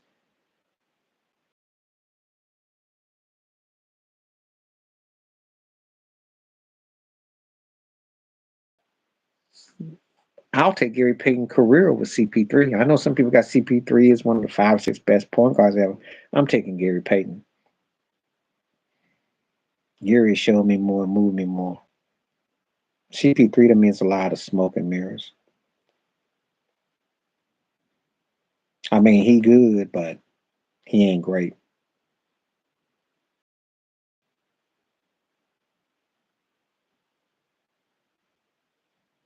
And actually, by Golden State getting him this year, they got old too.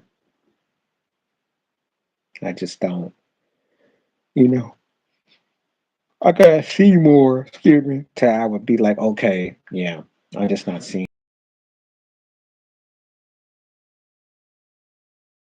I always thought Dominique or Katie. I love Neek. Grew up on Neek, but you got to go with KD. KD was a better pure scorer. He gave you more all the way around. He also um, utilized his skill set more. Neek was a credible scorer, incredible.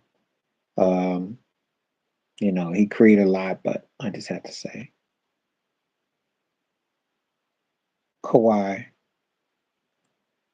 Though Grant Hill got robbed of his health, and he was you could say like a broke Scotty type, and he had some all around game. But Kawhi, when he's healthy, I have no doubts in my mind he can be one of the 5 best players going in the world. He's got that strength. He's got that shot. And he showed you last year against Phoenix, if he's healthy, they can about to beat anybody. He is that good. I hold Kawhi in high regard. He just has to get over that low management and that half-heartedness that he's done. But make no mistake about it, Kawhi is the truth. You know. And like he checks more boxes for me than Grant Hill, and he could finish up more. Gary over Gary over CP3 for me, and I got Katie over Dominique. That one is probably the closest because Neek can score in bunches. Kemp and she Kemp was the rain man, had athleticism, could play some D, but he didn't cover the wide range as an offensive force as Sheed for me. She got him beat on defense too. Um, yeah. Even though, and the interesting thing about both of them, they might not ever, neither will get the Hall of Fame. And I was having a discussion about Kemp because I said Kemp was like pre-Blade Griffin. I said, but time got a way of moving. You get long in the tooth, people forget about you. He's getting kind of forgotten. She would have probably been in that same boat, but because he didn't always want to be the man, but it's because that, but in Detroit, you'll never forget him.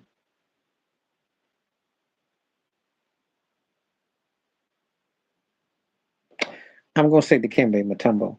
Ralph Sampson was better in college.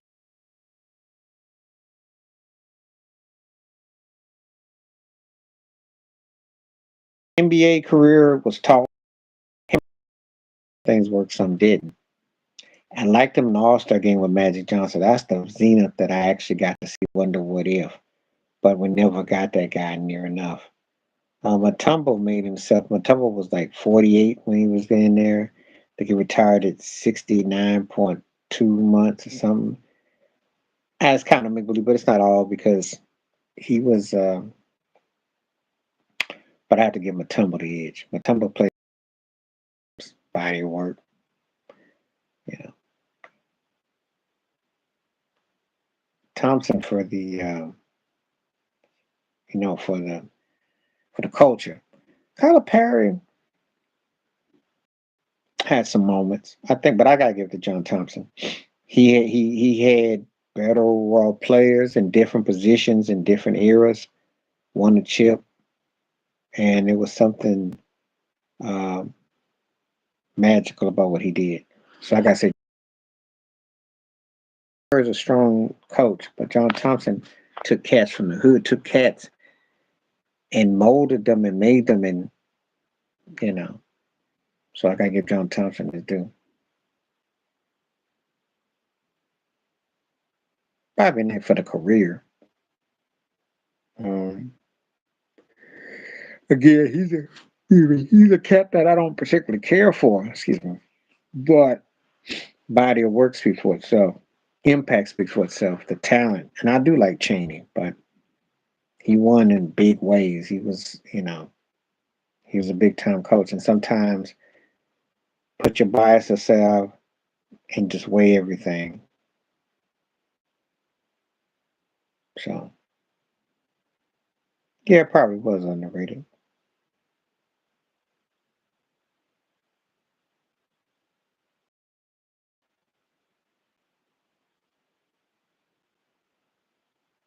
So,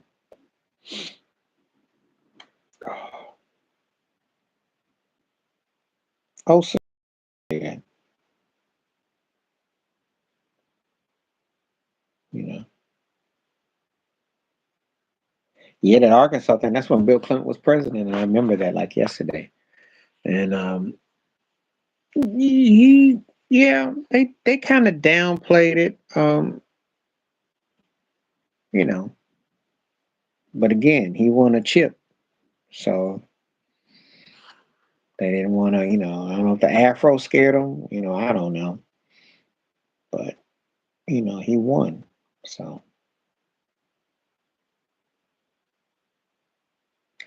they were, and that's not the most happening place to be.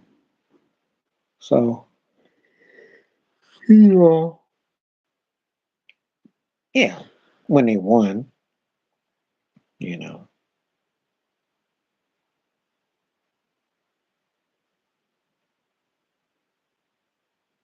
yeah, so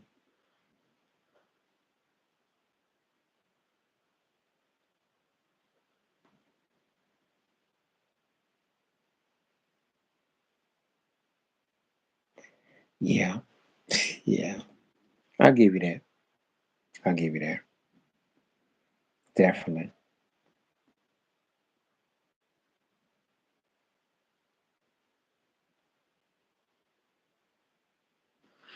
definitely give you that.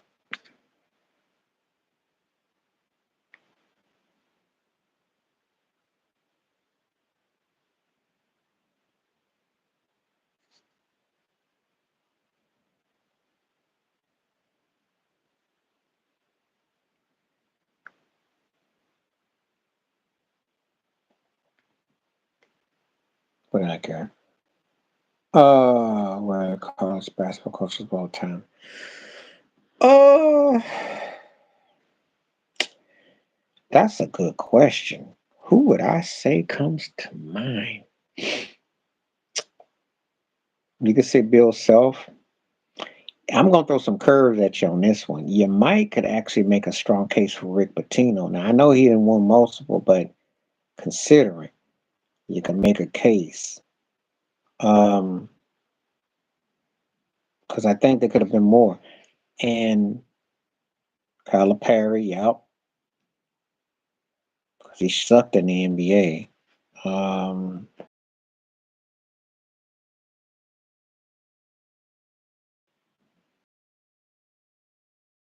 Was great, but UNLV he sucked in the NBA. He didn't even last long enough. It didn't really matter.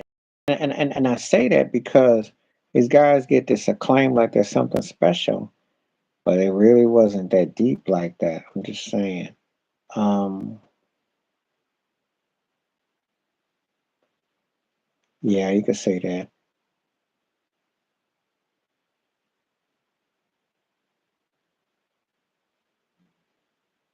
Okay. I want to say PJ Carlissimo because it was good. but they got a lot of love for him, and I don't know. Um,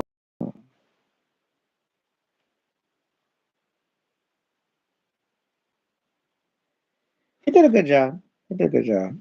He did a good job. Let me think. Who could I pick on?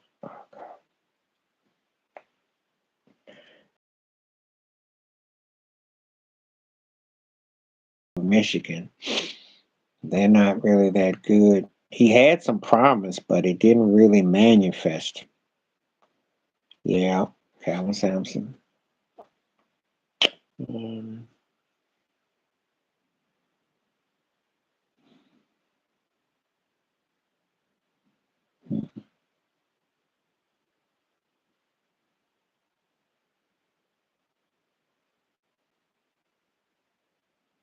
hmm, trying to think. I got ready to put my thinking cap on.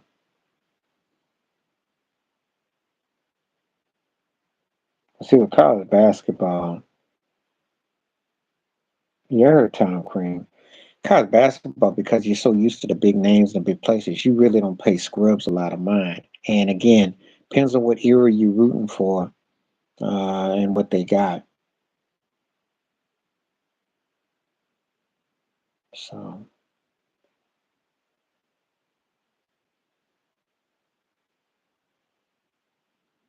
trying hard. I think I gotta think, cause hmm,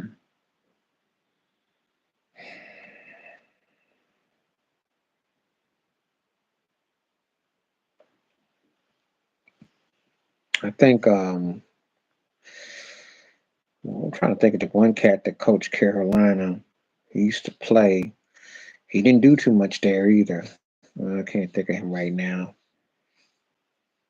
This was before Roy Williams came back.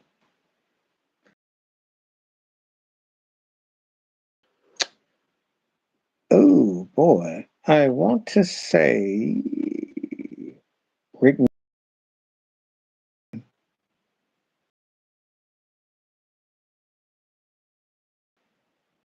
I want to say um, Blue Holtz was one of them. I want to say, oh boy, that's coaching Penn State right now. Because let me tell you a story. If you a Penn State fan, if you don't win but one game, you better be Michigan. Well, if you're Penn State, you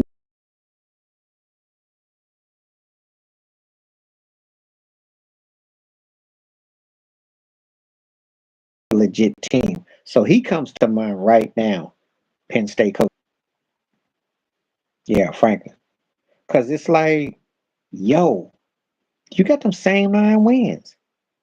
They may give you an extra win to get to 10, but you're going to always be 10, 2, and 3. Who you going to lose to? The same 2 to 3 teams. That's bummy behavior. Yeah, I saw that whole thing with him and Nick Saban. He had a white pass, you know. Um, I don't pay him a lot of attention. He had a white pass, a white boy privilege there. Um,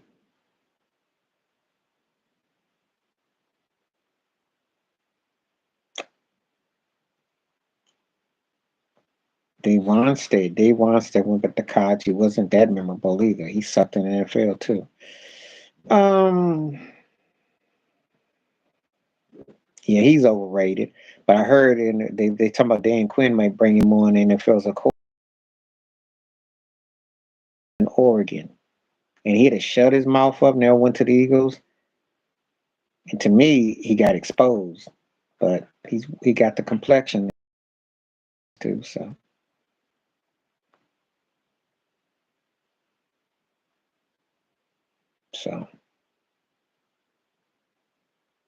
um, yeah. So Chip falls into that place. I'm trying to think. There was somebody else that was on the tip of my tongue. Oh, Ty. Remember Notre Dame and the Huskies, and he was a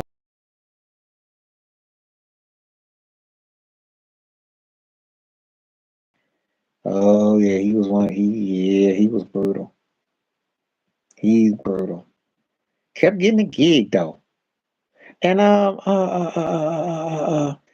Washington Cougars coach, the one that got caught messing around. The what's that dude? What's that dude? Because he had gotten a gig. He left Washington State and he got paid. Oh God, he got paid and he sucked. And I forgot where he went, but he was with Washington State. I can't think of his name now. No, not Rich Rod. This other cat, Washington State, for the Cougars. There's other cat, white dude, wore glasses. Something like that. One of them cats, yeah. Tom Leach. Oh, Leach. It was some crazy stuff that went down. And I'm like, oh man, he fumbled the bag. Yeah. And yeah. So basically, you can kind of sort of make the case against Herm Edwards if you want to, because that Arizona State thing didn't really triculate. Just saying, game, but it didn't really triculate. He got railroaded too, in part, but yeah.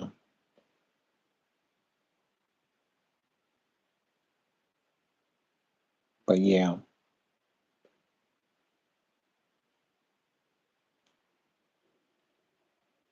usually when cats in college get busted, is because they're with scrubby teams. Now, if you coach a great team and you get exposed, then your butt won't last long, and you ain't got no business being there. So that's why I come again. See what I mean? So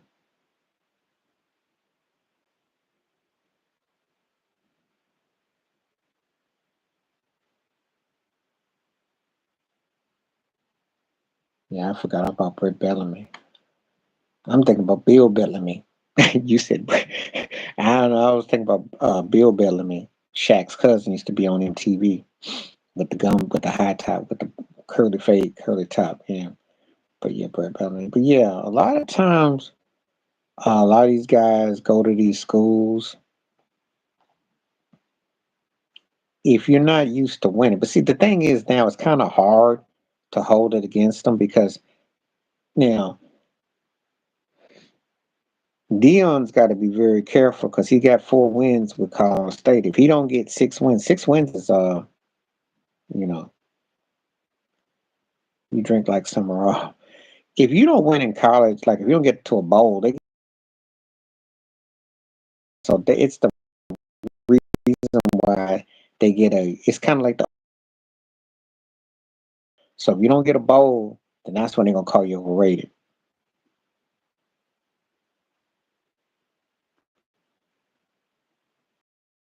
Well, as long as some of them already were, it's just it was other extras. You know, it's long overdue though. Um, it's a physical sport. And you can, and one play could take you out. So you should get compensated. Should get your merch too. You should be to get some a part of your jersey or slave plantation with them leagues. That's what because the likeness with the streams and the views is huge. And I told you it ain't nothing but a prison a plantation. What they got all them bowl games, millions of dollars. You can play in the Yuck Mouth Bowl, and that's worth 10 or 7.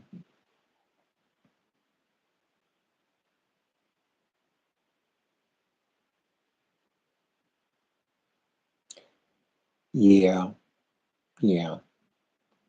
Well, again, anything to offset your situation, and a lot of them still getting COVID too.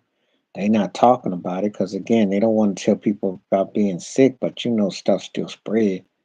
But um, that's a reality. But if you're not good enough to go to the pros, you stay where you are. You get your bag. Nothing wrong with it. Nothing wrong with it at all.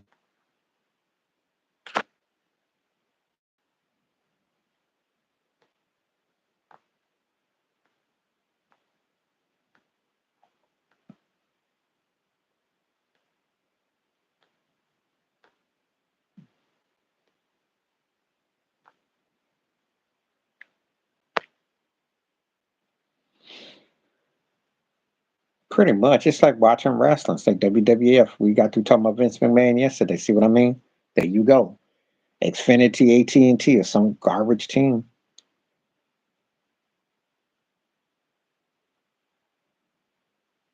That's what they do. So, and a lot of it is bought and paid out because they know they're not going to win, but they get the exposure and see it pays their college. That's why it's not a, that's no, it's no losing. And they get and they know it. See, a lot of times we don't really talk about it, especially in college football. College football is big business. They can play 5 home games against teams that you can't even find on a map with a Google in your hand, even if you told you what the name was. And then they,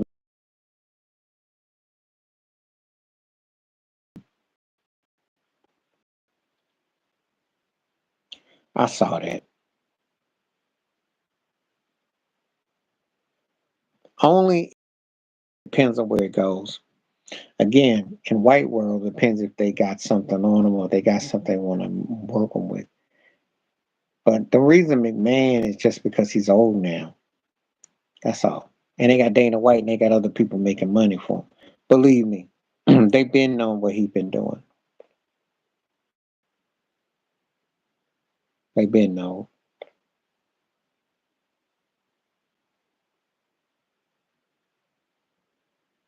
Ain't nothing new under the sun.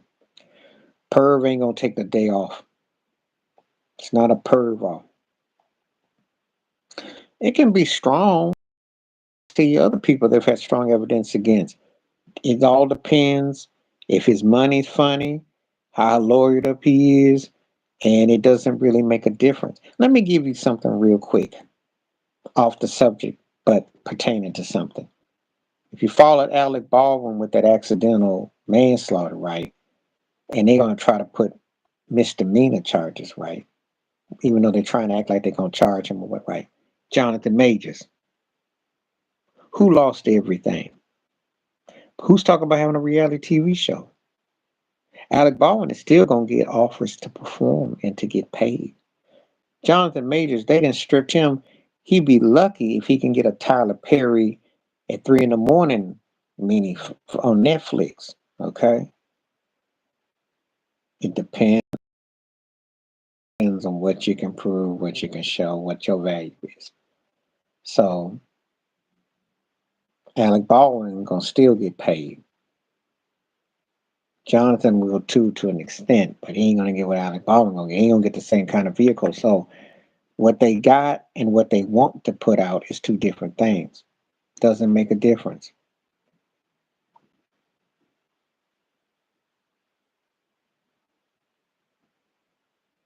Majors and Richard Simmons. I thought Richard Simmons was still in America. Where is he at?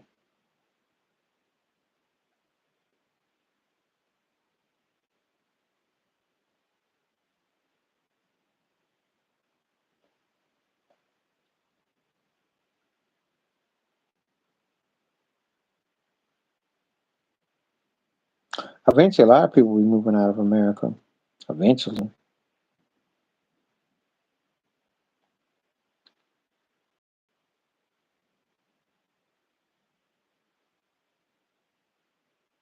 Okay. Belize. Oh, you meant, oh, you talking about Russell. That's what I was thinking about. Russell. Yeah, Russell. But Russell's situation was different because Oprah and them were trying to come at him pre R. Kelly on that, you know. And there's some stuff there, but it's also kind of foggy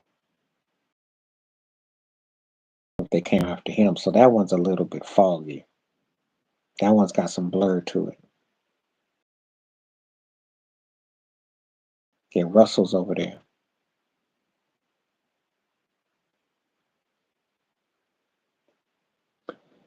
you know.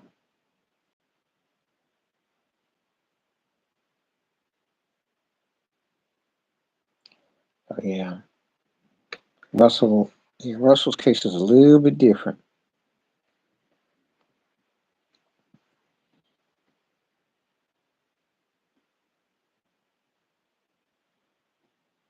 A little bit different.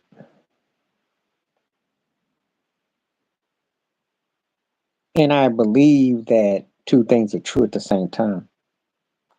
Oh yeah, thank you. Appreciate that. Well, I did that one back in 2019. I had another one which was more raw than that one, but yeah, she did. She turned she and people coming after her. She did. She was mad with him originally when he did him and Lisa Marie got married and they did the video with Diane Sawyer. So she felt like she should have got first dibs on that. She she's been very vindictive. She works for David Geffen, Harvey Weinstein, just like Gail King.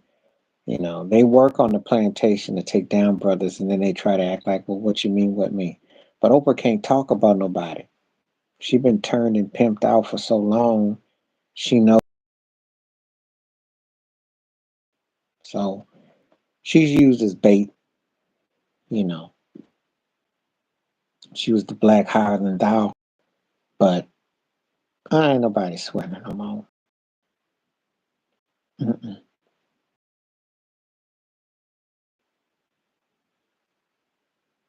You know, the thing is that there was a time. Depends on how old you are when you seen her. You catch her now, you see how big she is. But when she did that Michael Jackson interview, she was big, but that took her to the moon. Okay, because Michael, that he was,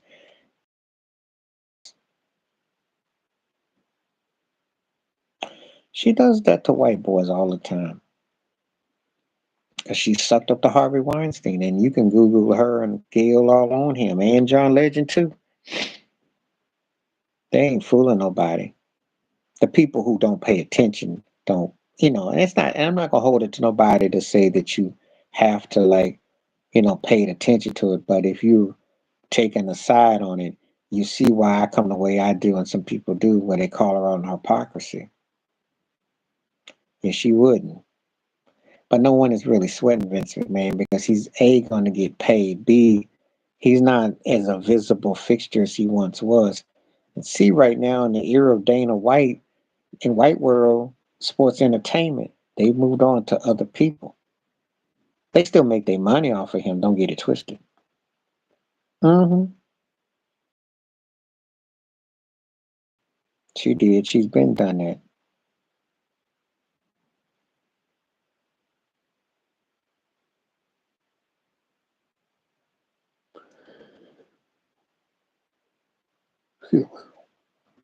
She's been done that.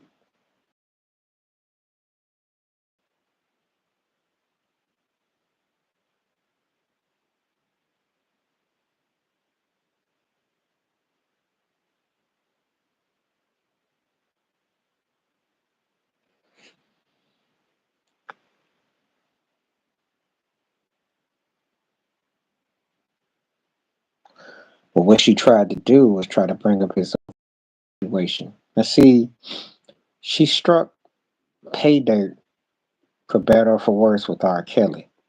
And she thought she was going to bring Kobe in on it. And then Snoop and others came and shut that down. So now she's walking field the brother. She's doing some interview where she talking about she loves black men and all that mess. And most people who have half a brain ain't believing her.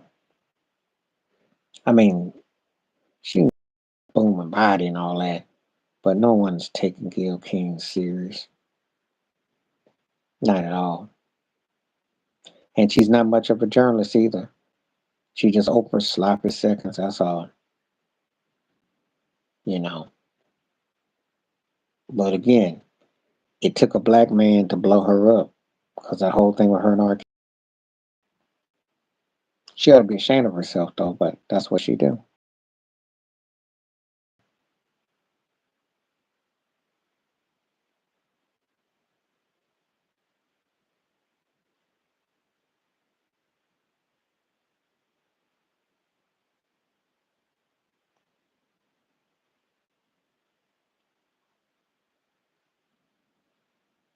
Yep. So, and I'm not gonna sit here and tell you when you're asking me about the. I like Al Roker. You know, that's Lenny Kravitz's cousin. Al is good. He does his job good. Good. He's good. He's good. Brian Gumbo on Real Sports on HBO and being a brother that where he got, I'd say he falls in the great column, but I like his brother Greg better. But Brian is also overrated because he bopped his head. He had that OJ bop, and he had crossover appeal. But I just think that he acted a little bit, like he was a bit more higher than thou. But he definitely real sports. He definitely clicked. That's what I'll give him. And as his commentating, and he crossed over and all that. But you know, T.J. Holmes is a never was because he got the right complexion for crossover and appeal, but he just dry. Yes, he did. Greg was a real brother. Brian was a shuffler. And no,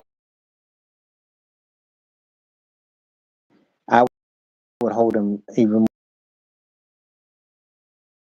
I have more respect for Ed Bradley from 60 Minutes than I do for Brian Gumble. Brian tap dance. He shuffled.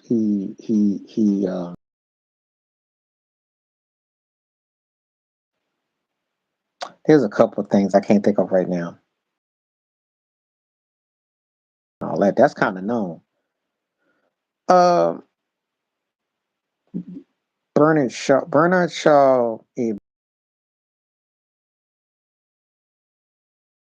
broadcasters. I have much respect for Max Robinson,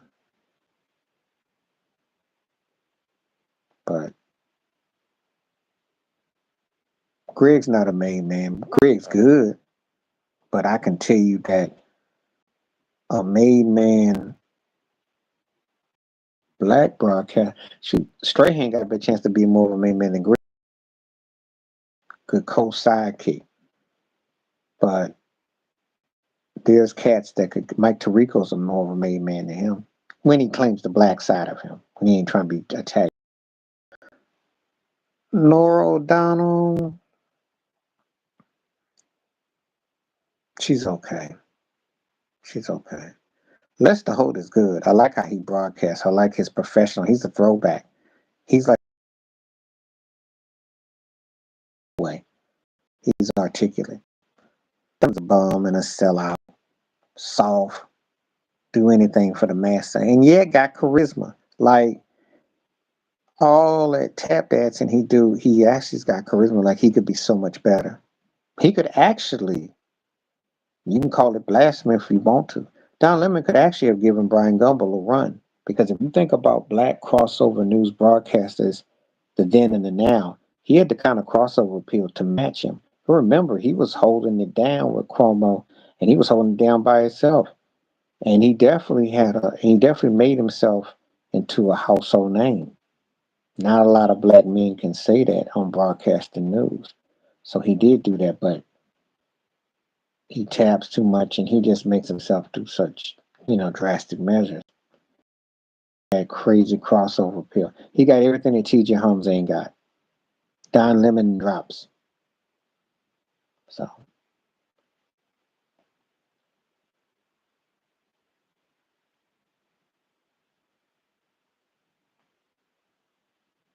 so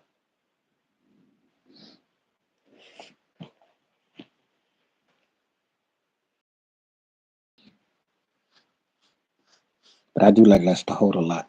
Lester's cool. He's cool.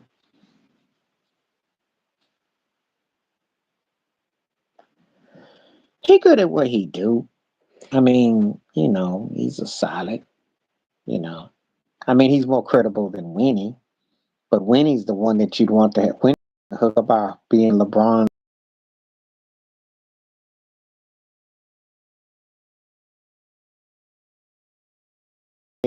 the ultimate fan job, because you don't even know why Winnie got the job.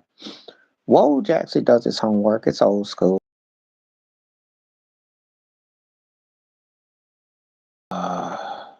What's the brother? Um, I can't think of his name. And they ran him out of there.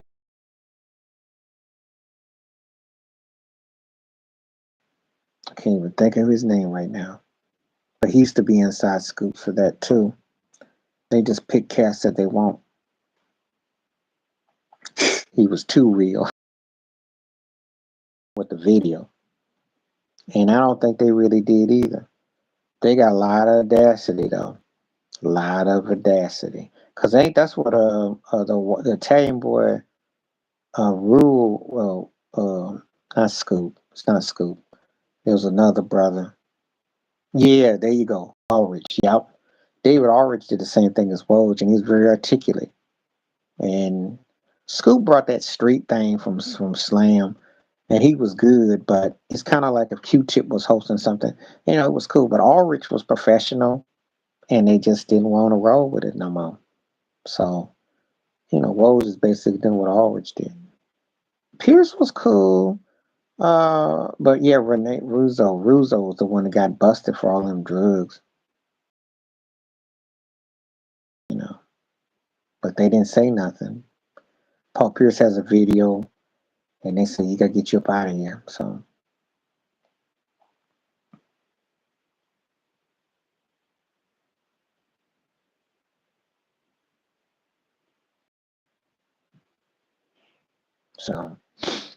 yeah, yeah. Thanks for mentioning Ulrich. Story back in '89 with this former quarterback named Jim Everett with the Rams, and he kept calling him Chrissy, and then do on the YouTube streets. If you never seen it, you'd love it. That's my favorite.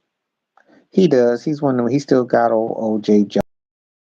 One of them kind of white boys that he's like been around us. Well, I have to skip Bayless, but got those same kind of rants, and people still support him.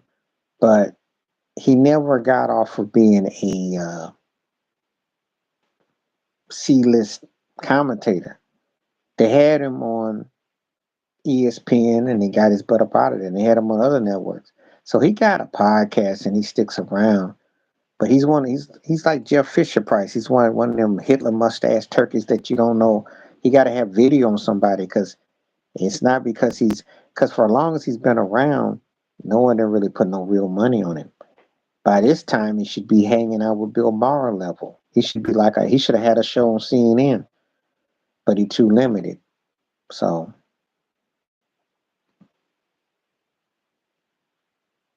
yeah, yeah. But that Jim Everett is one of my favorite episodes.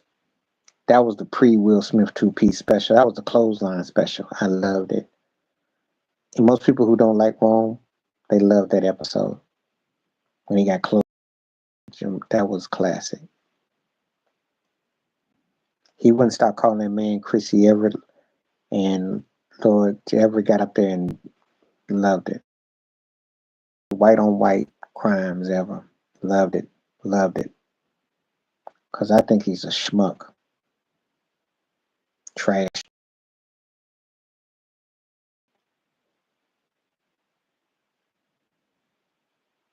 So, yeah, you get a chance. They won't. They won't.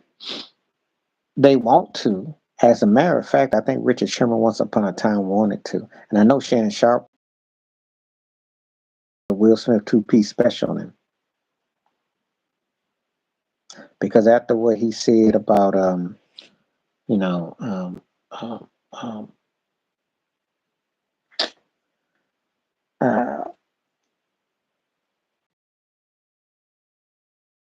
game and that whole thing, and Skip Shannon took the day off, and he said something about between that play, that Buffalo Cincinnati game. But the thing about downplaying Shannon's Hall of Fame career and the thing with Brady, so I know it was.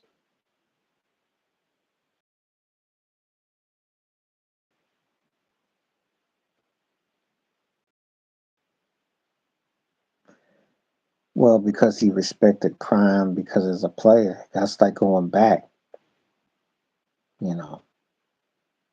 That's going back. And of course, you're going to, you know, Whitlock was coming at an angle like it was a party, which it has been with a lot of hype. It didn't end that well. Let's just say that Dion got some humble pie because Colorado, that's a different animal. And they got them 4 wins, but they stunk it up. They didn't play no defense, and that was his mantra. So a little bit high on the hog, but Whitlock was out of pocket, you know. So now I'm not surprised that Favre would do that. That still don't change how you look at Favre, but you're gonna give respect to Dion. You're gonna always give respect to Dion. So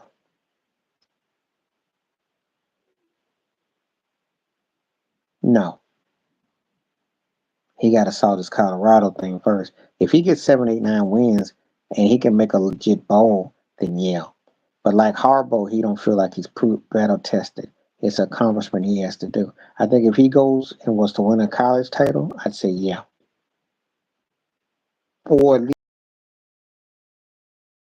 has to be one of the 3 most legit bowls. It can't be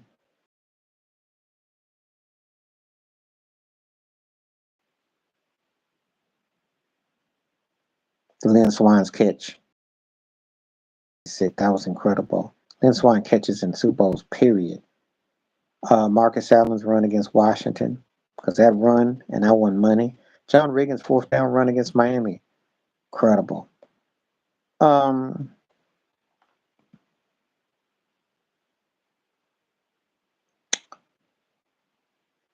you can make the case for Julian Edelman's catch over the middle for Brady. That ball was in the air.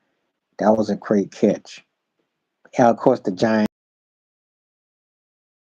that thing hung on the helmet, all that. Let's talk about Super Bowl plays. Tyreek's catch that sent that big pass that Mahomes threw. If you're talking college, that was one of them, yeah. But I was just talking about the Super Bowl, yeah.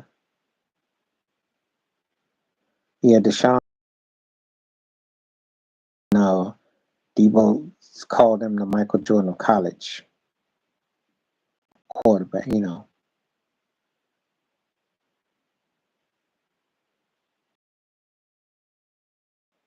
Yeah, that corner pass was sweet. That was a sweet pass. But how about that interception return? Because that was a turning point right there. When we went through that pick, and old boy had to get the tank out, remember? That was a turning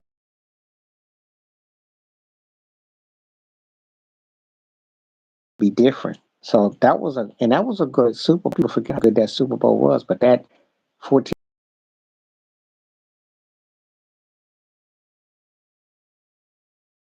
that oxygen and back up. So that's one of the most underrated Super Bowls, Pittsburgh and Arizona.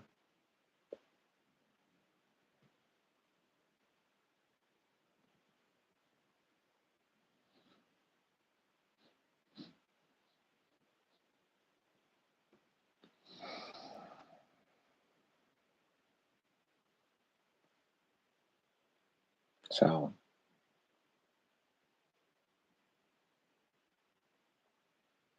yeah, I want to say what I want to say.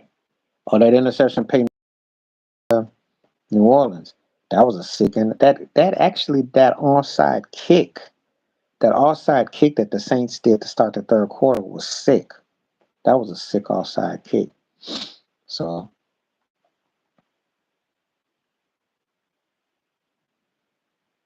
that was sick.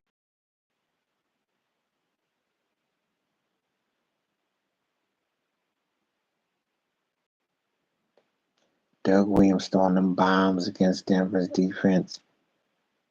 Those are sick too. Mhm. Montana to Rice against Denver.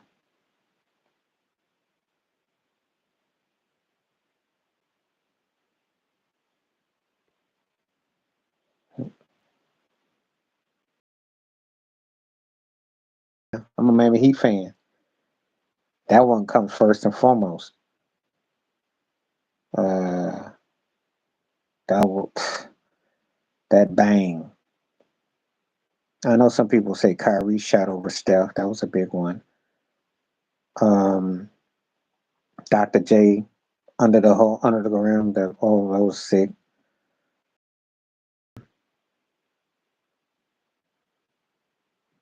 Guy Hurd shot the triple overtime against Boston, Phoenix. That 76 one. That shot was incredible. Yeah, but the Kyrie shot to me was big. They both can make argument there, but the Ray Allen shot is the bigger one. Let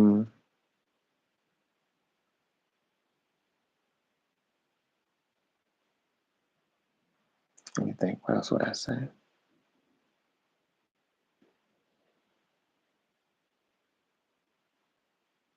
I want to say one of the.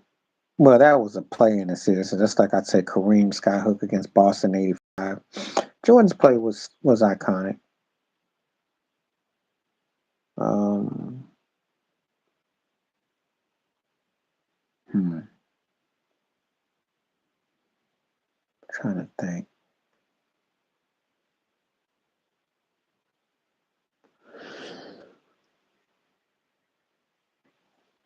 Most of the best players that I saw were back in the day, actually. Yeah. Larry Bird's rebound against the Rockets in '80 because he caught that ball, caromed off, and made that shot. That was pretty athletic for him, for a guy that wasn't considered, you know. And he didn't really have a particularly great series, but that was a big play.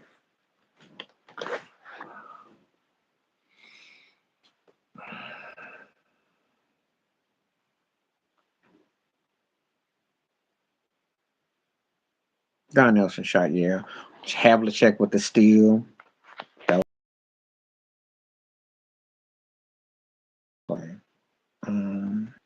Good call on Don Nelson. Good call. Because Don Nelson, as a basketball player, gets kind of forgotten. Mm-hmm.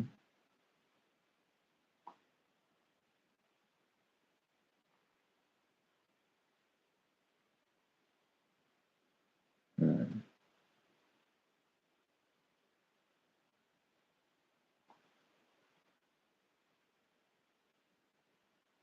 I think Dr. J's dunks on Bill Walton, too, in the '77 finals. Oh, he had some spring back then. I remember I saw it and I disagreed with that. And I disagree with that, and I disagree with him saying Jordan's defense was not that good. She is like, you know, but no, Walton was legit. Walton just got hurt. Now you can make the case he was a better college player to an extent. I'll give you that. But his NBA career wasn't in the sneeze at in Portland. I mean, he was a baller.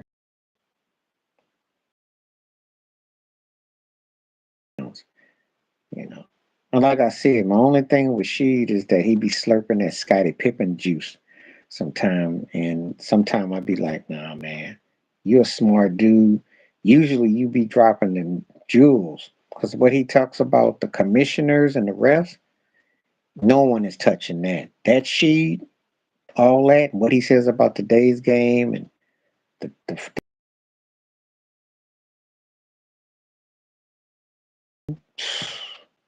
he got bought and paid on them too. I'm sorry. And besides, he should be happy Walton said that because they had him on the team with him, Pippen, and they had young pups, and they got to the NBA Western Conference Finals, and they blew a 15-point lead in LA. So you should always have egg on your face behind. Very lucky that you got traded to Atlanta, then you got dropped and you got picked up by Detroit, and you won a ring. You want to know my thoughts about that? I've never addressed that in a video. I didn't address that. He is exaggerating a bit. Were they a great defensive team? Yes. Were they physical? Yes. But were they in this? Were they better than the Piston teams I saw in the Bad Boys era? No, no. Tayshaun Prince's block against Reggie Miller changed the fate of that series, and probably much changed them when they got Sheed. But if they were so much rule changes, they didn't stop.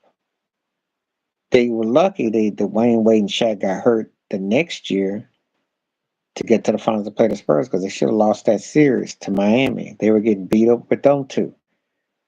They lost, but they got more athletic with McDyess, if you remember, and lost. Now Larry Brown left and Flip Sanders came in, and Flip was a little bit more easier going than Larry, and they got beat in '06, but they still were in the Eastern Conference Finals when they lost to Miami 6 games. They lost the next year to Cleveland. LeBron put that 40 burger on there. They still were going. The rules didn't really change drastically. No, they didn't. Because the Spurs were still the dominant fixtures and they played a very similar style. So I don't know what he's talking about when he says that they changed. They're not the Pistons of the 80s. They're not the bad boys. That was a change. Nobody in the NBA in 0405 was getting clothesline in the air like they did in 87, 89. Big difference. The Pistons weren't clotheslining nobody. They stripped the ball from Kobe. LeBron, D Wade was putting points on them. Talk about the '05 when D Wade and these Finals was putting buckets on them. So what you talking about, she? LeBron put buckets on you. So what you talking about, she?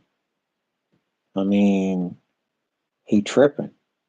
The Malice in the Palace, the Pacers was tearing their behind up. So what's he? Corey put that dunk on them. They never did stop it. It's not like they were some defensive specialist team. Yes, they held teams to a certain extent, but they wasn't like, you know.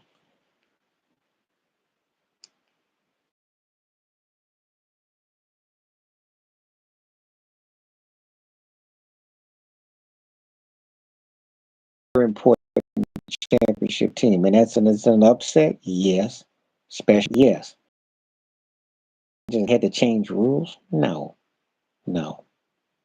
Mm-mm.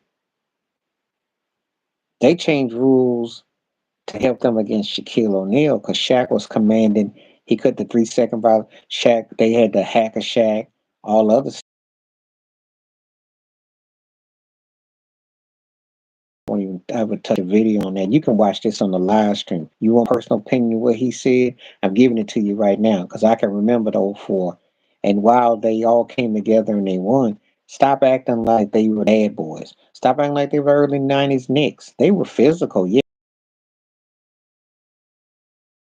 superstars. There was nobody on that team that anybody would say, oh, no one was chasing Chauncey Billups like he was Isaiah Thomas.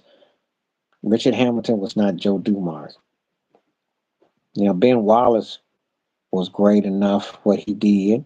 I'll give him his due. And of course Tayshaun Prince played a contributor part, and they had a good bench. But let's not act like oh, how you figure, especially when someone like Neil participated in 5 finals and won 4 rings in the '00s. So how cool when one man won 4 times as many rings and went to 5 times and went to 3 times more finals than you did. Shaq outdid you. He's got you beat 4-1 in rings, and he's got you beat 5 finals, NBA finals. About no, so and he already came over bucket. So yeah, that's I address that. The Spurs ain't gonna say nothing that crazy, and they played a dead pan ball because Bruce Bowen used to put his feet on Kobe or whoever was guarding, and he lock you up, like hit you in that corner. But again, it was a different era of basketball.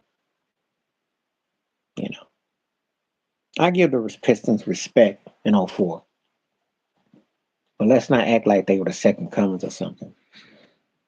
They weren't. So I hate it when cats got this revisionist history about stuff that, you know.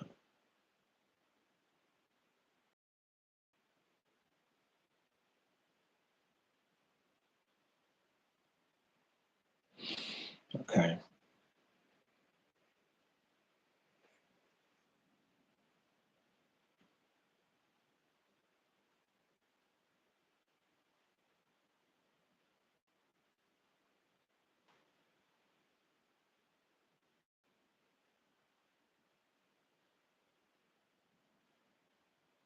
Okay, let's see if anybody's gonna come through.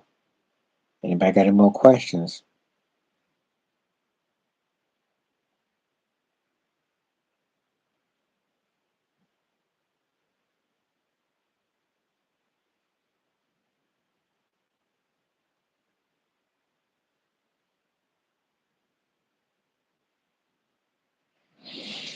Okay.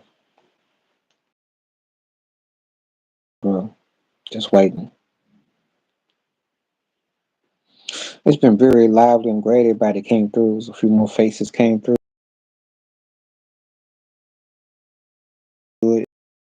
It's a great way to we get to kick it on we get to come in here and kick it. And this is it's great. I enjoyed immensely.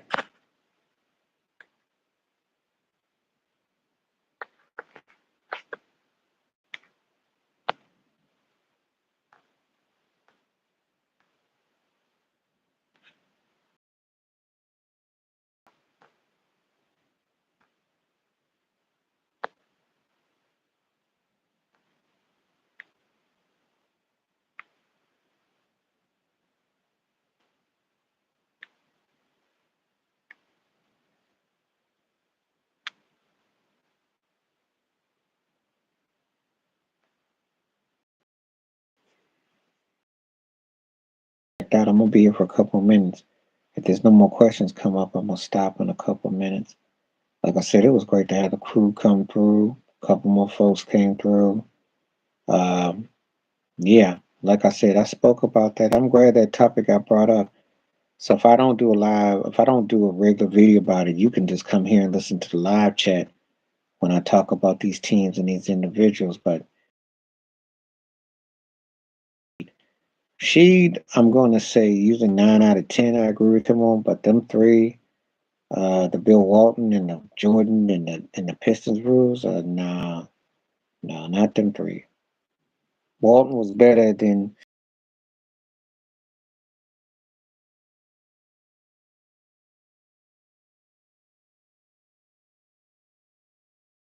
a personal because but you gotta give our dudes his props. I'll tell you like this: I might not even like somebody, but they did their thing. I ain't gonna sit there and tell no lies. Oh, okay, you're back now. Okay, okay.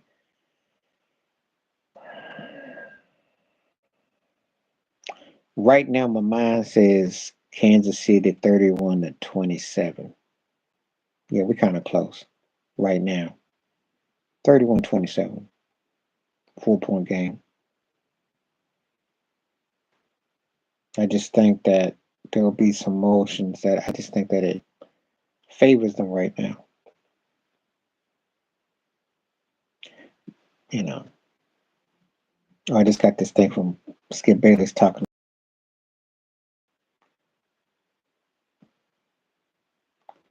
If it's 21-15, then Brock Purdy's butt will be on the hot seat next year. They cannot win it. But I'm here to tell you, no disrespect. This ain't Green Bay and Detroit playing. And Andy Reid, they're gonna they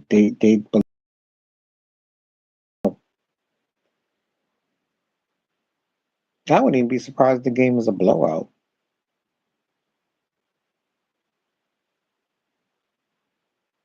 And and I say that because Kansas City hasn't even played their best offensive game all the way.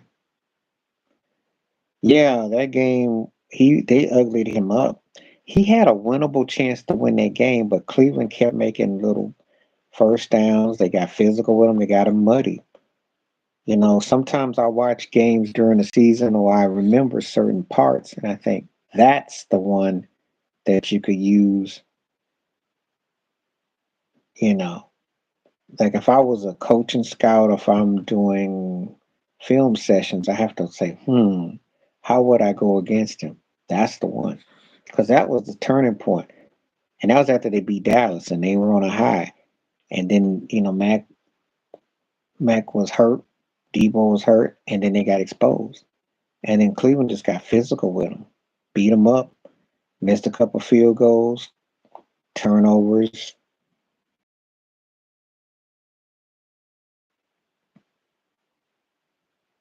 It doesn't really do much for McCaffrey because running backs aren't really judged by rings per se. Let me give you this example.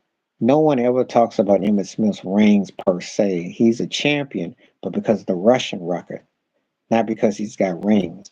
And let me tell you, a ring ain't gonna make him better than Barry Sanders. McCaffrey is a bad boy. You can make the case the best receiver, rush running back on today, but it's not going to make him. It's good for his personal. Now for John Lynch, it means everything because it could mean another GM gig, presidential gig. It means more. It carries more weight because he's the GM. Um,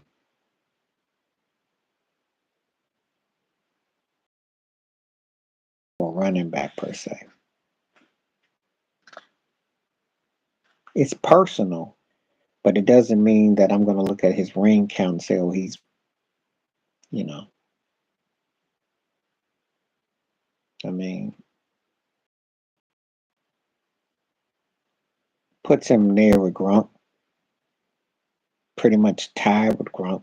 Then you can debate that 4-3, but you can debate the impact. Carries credit for him. Plus, he wasn't distracted by Taylor Swift, and the back to back is huge. You do a back to back in this day and time, too, fell off. That's huge. That's huge. That's huge.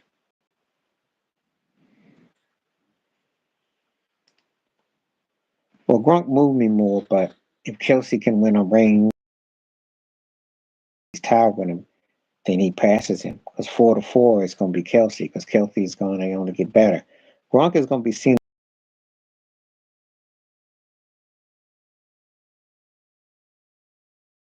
the right time. He got older, he stayed healthy, he had the right system, and he's going to be something that picks up by default. So that's kind of how it works sometimes. Sometimes it's kind of by default that you have to be at the right place, right time. But Gronk was a freak, though. But Kelsey's right there, though. I think if Kelsey wins, he ties him to me. And he wins another one, he passes him. So, worst case scenario, he wins, he's tied with Gronk for me. Because to win 3 for Kelsey, back to back, at this stage, and he's had a really good postseason, too. He came up big against both those teams. Don't let him do you like that. If he does this against Frisco, yeah, because he passed Jerry Rice for catches, and so, you know, so it doesn't hurt him if he loses because he's in a win-win situation because he'll be average, he'll have an average record, but he'd have the same record as the body of work, the impact, it it he's gonna be where he is. He's gonna be top 3 regardless. Because Peyton is done. Aaron Rodgers ain't seeing 4. I don't see Burrow, Lamar, Josh Allen, Deshaun Watson seeing 4. So he's going to still be peerless. So he's still far ahead of everybody. So he's in a win-win situation, win or lose, amongst his peers in his era. No one's seeing it. No one. Because Brock Purdy's not on his level.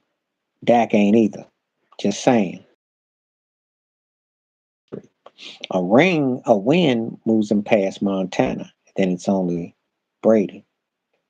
But they still the trifecta. So that's all it does. He's in a win-win situation.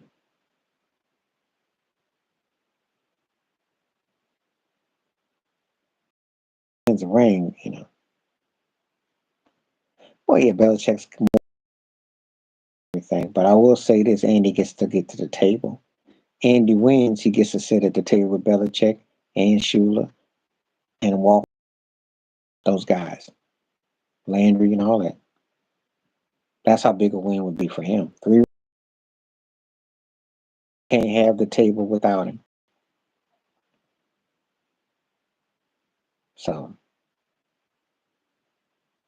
and it only adds to his legacy because he wins, and it just cements him even more.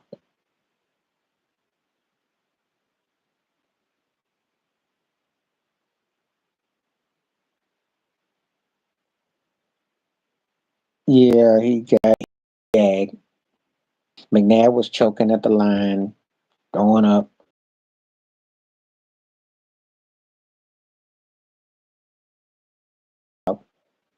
So, but again, he was a different coach back then. Clock management. Yeah, I remember again the city in that game against Andrew Luck, if you remember, choked that game away. Poor clock management blew that game. Alex Smith let they play. They blew that game. Blew the game against Belichick a few years ago with Kansas City against New England, the playoff game. 2 minute warning. It was 2:30. He let the clock go down. He used to have poor clock management. So, but he's a different. He ain't the same old Andy. He went from being bumbling boom to a great, and he's great now. He's great, and he wins this Super Bowl. He's a made man. That's what three would do for Andy Reid. He becomes a made man with a win. Gets his third ring, he's a made man because then he's a standard. He's great now, so he wins another one, and he'll never go below great if he wins. Even if he stunk it up like Belichick did, fight himself in a very competitive time. So,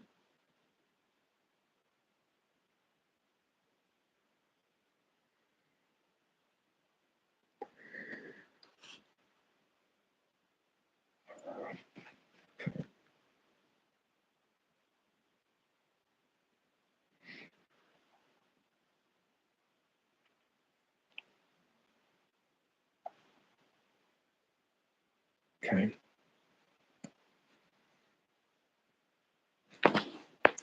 So I'll give it a couple more minutes, see if anybody got any more questions before I roll.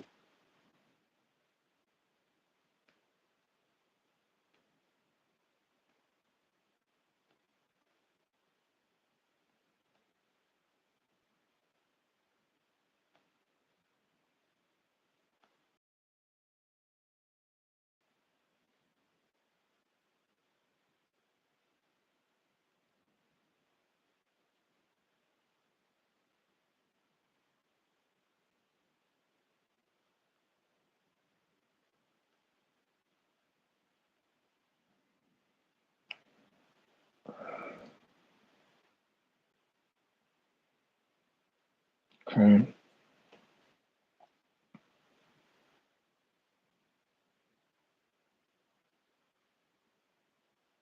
I'll see and let it play out. Anyway, I'm glad everybody came through. Great questions again, great topics. We cover a lot of bases. And again, the nice thing about this sits here forever. So if you want to hear some of my takes, you can hear them exclusively here when I do the live stream. Sometimes I don't put it in video formation because I have time constraints and plus those things I'm talking about. But to get the my thoughts on different players' personnel, feel free to come to the live part because we get live here. We talk about a lot of different things and artists and people. So cover a lot of bases, sports, etc. So that's what's up. But anyway, peace, the best. Stay safe, stay warm, eat well. Should be trying to get back here tomorrow. The same boogie, same time. Anybody got anything else to say? I see somebody just came back on, so I'm gonna give her one more. See if anybody comes through with one more thing before I call it a night. Because I do gotta cook. But I want to see if anybody's got anything else to say before I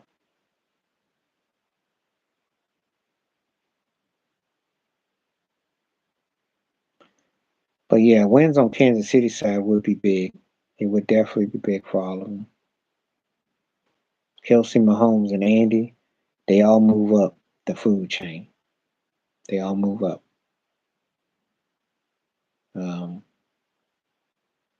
puts Andy Reid at the table.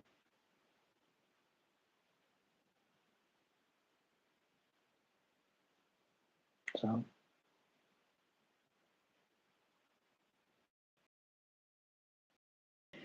right, I'm gonna call it a night then because it's been great seeing you. Peace the best. I'll be back. Be healthy. All right, peace. I'm out.